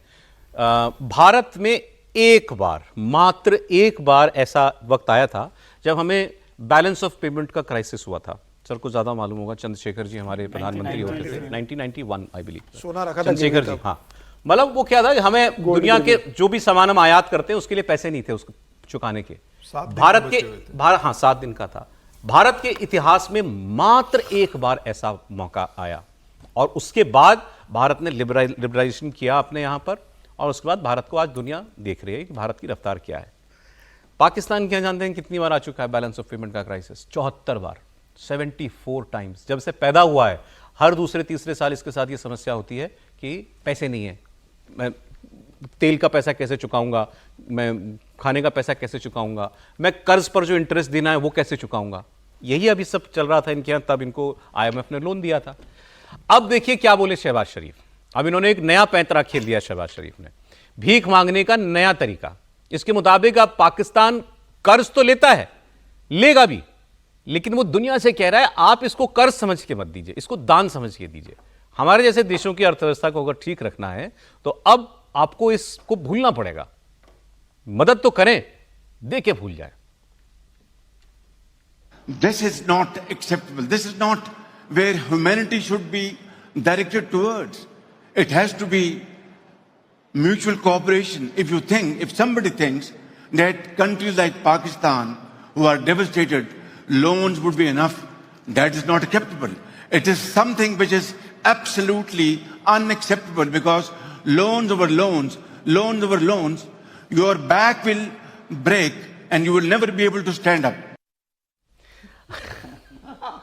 मतलब इस पर तो वो आप अंग्रेजी बोलने का बहुत शौक है इनको, ये भी बताता हूँ आपको। खुदा रहम करे, इस पर ऐसे बोलना चाहिए। तो वो दिस इज टोटली अनएक्सेप्टेबल। ये कोई बयान लग कब रहा कहता है? मुझे कोई आदमी से ट्रम्प हमारे साथ जो व्यवहार कर रहे हैं मान लें, और कल को मोदी जी कहेंगे दिस इज नॉट एक्सेप्टेबल, आप हमारे साथ ऐसा व्यवहार नहीं कर सकते, वहां के लिए बनाए ये जुमला, दिस इज नॉट एक्सेप्टेबल। वो उसको कहां यूज कर रहे हैं? ये कर्ज इज नॉट एक्सेप्टेबल, मैं चुका नहीं सकता हूं। ऐसा है, ये ऐसा ही है सौरभ जी, आप 3 करोड़ रुपया हमको दीजिए और बेकार में की बात है, आप हमसे मांगिएगा नहीं, ये हमारा पैसा होगा। अब दुनिया का कौन दे? सीपेक में चाइना पीछे हट गया, क्यों हट गया? सर ये हालत बताइए। मतलब मैं देखकर ही हैरान हूँ इस तरह के बयान को लेकर। लेकिन उनकी बात, अच्छा एक चीज उन्होंने कहा कि भाई डेवास्टेटेड कंट्री है, किसने किया है तबाह? मान लीजिए यूक्रेन आज कोई बोले कि भाई इतने टाइम से वो युद्ध में चल रहा है, पाकिस्तान को किसने तबाह किया? मुझे तो बताइए, कोई एक हमला उस तरह से किया गया हो पाकिस्तान पर? कोई कारण हो सकता है सर, और कौन ये बात बोल सकता है? लेकिन फिर भी अच्छी बात कर रहे हैं, क्योंकि आप फिर कर्ज देके फिर उनको कहेंगे कर्ज को चुकाइए, मैंने तो पहले ही कहा था कि कर्ज नहीं चुका पाऊंगा। लेकिन मतलब ये कई बार हम लोग कहते हैं मुंह कैसे दिखाएंगे, तो अपने मुल्क को कैसे मुंह दिखाएं कि कोई कह रहा है कि नहीं कर्ज नहीं ले सकता, मेरे को चंदा दे दीजिए, दान दे दीजिए, ये सब तो भीख मांगना होगा, और वो भी कहे कनपट्टी पे कट्टा डाल के। इनका एक स्टेटमेंट है सर, जैसे हमारे यहाँ पर वो करते हैं कि भाई बहुत जो बीपीएल में होता है कि भाई जो कर्जा माफी कर दो, चुनाव के वक्त में कुछ लोग नहीं चुका पाते, तो वैसा ये चाहते हैं कि ऐसी कर्जा माफी उनके साथ कर दी जाए। एक बार इन्होंने कहा था, एक स्टेटमेंट दिया था अपने लोगों के सामने पाकिस्तान में, कि मैं दुनिया में जाता हूं, मुझे शर्म आती है, मैं नेताओं से मिलता हूं, उनको लगता है कि ये फिर आ गए भीख मांगने। ये इनका ऐसे ही बोला हुआ वर्ड है, कशगोल कहते हैं कटोरे को उर्दू में शायद। तो उन्होंने कहा हर वक्त मुझे ऐसा लगता है कि मेरे हाथ में कशगोल है, मैं जहां जाता हूं दुनिया के लोग मुझसे मुंह चुराते हैं, मैं पैसा मांगने आया हूं। इमरान खान जब अपनी जहाज लेकर के नहीं गए, पाकिस्तान का जहाज अमेरिका, जब इमरान खान प्रधानमंत्री थे, तो जैसे हमेशा राष्ट्राध्यक्ष होता है अपना विमान लेकर, डेटा में देख रहा था, काफी लंबी चौड़ी डेटा था, IMF का डेटा आया हुआ था। उन्होंने ट्रैक किया भारत, पाकिस्तान और बांग्लादेश को 1950s से, कि किस देश की इकोनॉमी कहां गई। तो उसमें जिस इंडेक्स पर पैरामीटर जो था वो था per capita income. Per capita income के हिसाब से भारत कहां था, पाकिस्तान कहां था और बांग्लादेश कहां था। तो वो फिर 80s तक आया, क्योंकि 71 में बांग्लादेश बना। टिल अर्ली 2000 तक, 2000 का दशक शुरू होने तक पाकिस्तान हमसे ऊपर था पर कैपिटा इनकम। एक वक्त ऐसा था जब पाकिस्तान की पर कैपिटा इनकम, मतलब एक साल में एक आदमी जितना कमाता है एवरेज भारत का, पाकिस्तान का प्रति व्यक्ति दुगना कमाता था। एक वक्त वो परिस्थिति भी थी और वो कई दशकों तक रही। फिर वो कम होनी हुई, धीरे धीरे कम होनी शुरू हुई, लेकिन तब भी 2000 के आसपास तक भी हमसे ऊपर थे। बांग्लादेश भी हमसे ऊपर चला गया था। आज आप जानते हैं पर कैपिटा इनकम में पाकिस्तान कहां पर है? 50%। भारत जितनी, एक भारत का औसत आदमी जो कमाता है, पाकिस्तान उसका आधा कमाता है, जो कभी दुगना कमाया करता था। क्या हो गया 25 साल में, पिछले 25 साल में या 40 साल में क्या किया इन्होंने? डेट टू जीडीपी रेशियो जो गिना जाता है 70%, और अगर उसमें ये और मतलब 80.6 ट्रिलियन पाकिस्तानी रुपए का कर्ज है पूरी जनता पर। इसमें वो इंस्टेंसेस शामिल हैं 10-10 बरस के कम से कम, जैसे ये वॉर एंड टेरर जब शुरू किया अमेरिका ने, जब मुशर्रफ थे, उससे पहले जब यूएसएसआर घुसाया था अफगानिस्तान में, तब जियाउल हक थे। ये दोनों पीरियड ऑलमोस्ट 10-10 साल के। ये तो फायदेमंद, इस दौरान इनको सर फायदेमंद थे ना ये, वही इस दौरान billions and billions of dollars की एड मिली है। बिल्कुल, उसके बावजूद ये हाल है। सर आप 2025 से बोल रहे थे कि भाई 2000 से लेकर 2025 में ऐसा क्या बदल गया भारत में? तो अगर आप देखेंगे तो 2000 से 2025 के बीच में 17 साल के करीब भारतीय जनता पार्टी की सरकार रही है इस देश के अंदर, और 11 साल से लगातार नरेंद्र मोदी देश का नेतृत्व कर रहे हैं। तो 11 साल में जो प्रधानमंत्री नरेंद्र मोदी के नेतृत्व में देश ने जो प्रदर्शन किया, अमूलचूल परिवर्तन हुआ है, उसका कारण यह रहा है कि आज भारत दुनिया में कहां पहुंच गया। सिर्फ पाकिस्तान और बांग्लादेश की तुलना करना ठीक नहीं है। मुझे लगता है आज भारत की तुलना दुनिया के टॉप देशों में होती है, और आज भारत जिस लेवल पर चला गया है उसमें प्रधानमंत्री मोदी के 11 साल का बहुत बड़ा योगदान माना जा सकता है। कि 2004 से लेकर 2014 तक का जो कार्यकाल था, उसमें जिस तरीके से देश भ्रष्टाचार में, करप्शन में, तमाम तरीके राजनीतिक अस्थिरता के अंदर, पॉलिसी पैरालिसिस में डूबा हुआ था। 14 के बाद 11 साल के अंदर प्रधानमंत्री मोदी ने जो गति पकड़ी है और देश को जो गति दी है हर मामले में, चाहे वो रक्षा के क्षेत्र में हो, चाहे इकोनॉमी हो। कोई दो राय नहीं है सर कि स्पेशली पिछले 5 साल में वो गैप पोस्ट कोविड बहुत बढ़ गया हमारा और इनके बीच में। हमारी ट्रेजेक्टरी, वो ग्राफ अगर आप देखेंगे तो बिल्कुल सीधी लकीर यूं खड़ी होती हुई जा रही है और पाकिस्तान नीचे जा रहा है और बांग्लादेश भी नीचे जा रहा है। मगर इसकी शुरुआत जो एक्सपर्ट्स को मैं पढ़ रहा था वो उन्होंने कहा आप ये कंटिन्यूटी में किया भारत ने काम, और पाकिस्तान की पॉलिटिकल इंस्टेबिलिटी इसके लिए जिम्मेदार है। और सेना सीधे 5 साल आज तक कोई सरकार अपना कार्यकाल पूरा नहीं कर पाई। भारत ने बैलेंस ऑफ पेमेंट क्राइसिस के बाद लिबरलाइजेशन किया 91-92 में, सर बताएंगे आप। उसके बाद वाजपेयी जी की गवर्नमेंट ने पहली सरकार थी जिसने बड़े पैमाने में रिफॉर्म किया, उसको एग्जीक्यूशन किया। एक्चुअली आप समझिए 91 में जो लिबरलाइजेशन का फैसला नरसिम्हा राव सरकार ने किया, उसका इम्प्लीमेंटेशन एक्चुअली वाजपेयी सरकार में आकर हुआ, जब सारा का सारा बदलाव हमने एक आर्थिक नीतियों में और बाहर से पैसा आने को लेकर एफडीआई, इवन यूपीए 1 लोग कहते हैं खराब नहीं था, 8% का ग्रोथ था, वो भी अच्छा था। यूपीए 1 8% का ग्रोथ पे गए दौरान अच्छा था, और उस पर हम लोग लगा, एक तो हम उससे हटे नहीं है, हाँ। उस रास्ते पे जब चल दिए हैं उससे आगे लगातार बढ़ते रहे तो वो एड ऑन होता रहता है। इवन कोविड को भी आप देखेंगे तो दुनिया भर के देशों की इकोनॉमी एक तरह से डगमगा गई, लेकिन भारत वहां पर खड़ा रहा है, सह गया उसको फेस किया। और उसके बाद जो है अब तो खैर पाकिस्तान से इसका मुकाबला करने का, ये हम लोग बेकार की चर्चा करते हैं, फिर पाकिस्तान के साथ आप आंकड़े जोड़ते हैं कि पाकिस्तान और इंडिया की, वो इसलिए जरूरी है क्योंकि वो एक वक्त मैंने बताया ना हमसे दुगना कमाता था। अब वो तब कमाते थे, लेकिन अब तो, लेकिन मुझे हैरानी केवल इसी लाइन पर हुई कि उन्होंने कहा कि भाई ये डिवास्टेटेड कंट्री है, तबाह हो गया है, तो किसने तबाही का कोई कारण हो सकता है ना कि किसी ने हमला कर दिया हो, पूरे कोई न्यूक्लियर बम डाल दिया हो या कुछ और किया हो। अगली खबर बताता हूं आपको इसमें एक चीज जोड़ दूं मैं, जो कल डोभाल साहब ने कहा था ना, डोभाल साहब वाली बात जो है वो इंपॉर्टेंट है, बैड गवर्नेंस जी, बैड गवर्नेंस। लेकिन इनके यहाँ तो सर डोभाल साहब तो ये कह रहे थे जब गवर्नेंस खराब होती है देशों की तो वहां पर तख्ता पलट होते हैं। इनके यहाँ तो कोई नेचुरल अपराइजिंग कभी भी नहीं हुई, सेना ही करती है तख्ता पलट। लोग कब खड़े हुए? यहाँ पे लूट हुई है पाकिस्तान की जनता कब खड़ी हुई इस लूट के खिलाफ? इसके एक और चीज समझनी चाहिए कि यदि आप कराची चले जाएंगे, आप इस्लामाबाद चले जाएंगे, तो आपको समझ में आएंगे कि वो जो पैसा है वो कहाँ गया, कहाँ है लूट का पैसा। जल्दी से सर 15 सेकंड में खबर बताता हूं, फिर आप इस पे बोलिएगा। पाकिस्तान से जुड़ी खबर है, इजराइल में जो इंटरनेशनल स्टेबलाइजेशन फोर्स बनेगी शांति स्थापित करने के लिए, ये खबर कंफर्म हो चुकी है कि उसमें पाकिस्तान जाएगा।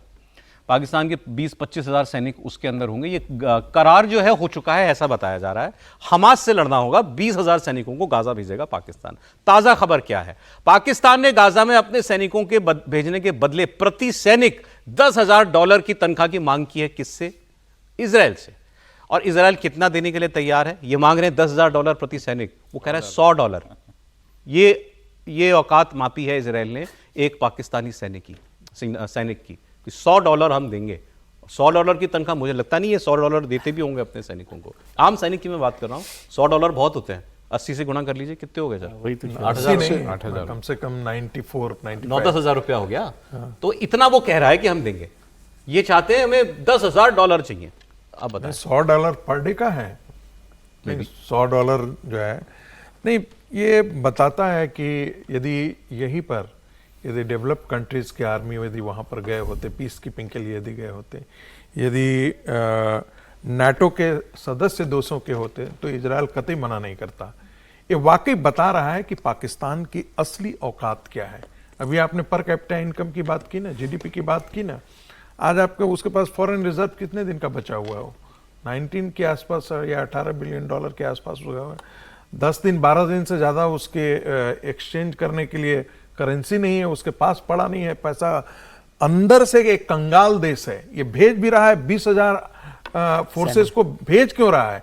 जब आपके साथ भारत के साथ फ्रंट खुला हुआ है, अफगानिस्तान के साथ फ्रंट खुला हुआ है, ईरान के मोर्चे पर भी आपका एक तरह से फ्रंट खुला हुआ है। वो पूरी तरह से एक्सपोज नहीं है, लेकिन वो भी खुला है। देना चाहिए इजराइल को, लेकिन क्योंकि अपने ही लोगों के खिलाफ लड़ने वो जा रहे हैं और अपने देश में उनके खिलाफ लड़ाई हो रही है कि नहीं, हमास के लिए क्यों भेज रहे हो? नहीं, इसका दूसरा पक्ष देखिए ना, पाकिस्तान की जनता को क्या मुंह दिखाएगा? वही तो मैं कह रहा हूं कि पाकिस्तान इस्लाम के नाम पर जो लड़ रहे हैं हमास, वो किस नाम पर लड़ रहे हैं? इस्लाम के नाम पर लड़ रहे हैं।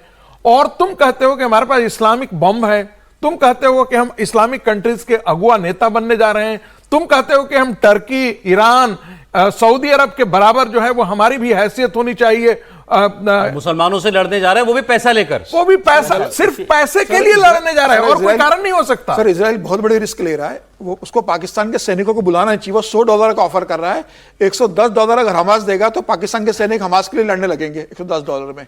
उनकी वो स्थिति है, वो वहां बिक जाएंगे। तो इजराइल को बचना चाहिए पाकिस्तान के सैनिकों को वहां पर लाने से। चले खैर, अफगानिस्तान के साथ भी इनका मामला सुलझ नहीं रहा। अब इनका रक्षा मंत्री बहुत गिदड़ भक्तियां देते हैं, ख्वाजा आसिफ पाकिस्तान के, हमारे लिए कहते रहते हैं एंशंट, आप सिंदूर में बहुत कुछ बोला, फिर उसके बाद अफगानिस्तान के लिए बोलते हैं। अफगानिस्तान की सरकार के ऑफिशियल प्रवक्ता ने अफगानिस्तान में टीवी चैनल पर बैठ के कहा कि मैं उस आदमी के लिए कुछ नहीं कहना चाहता जो अपनी पर्सनल प्रॉब्लम में घिरा हुआ है। पाकिस्तान के रक्षा मंत्री के लिए कह रहे हैं वो बात।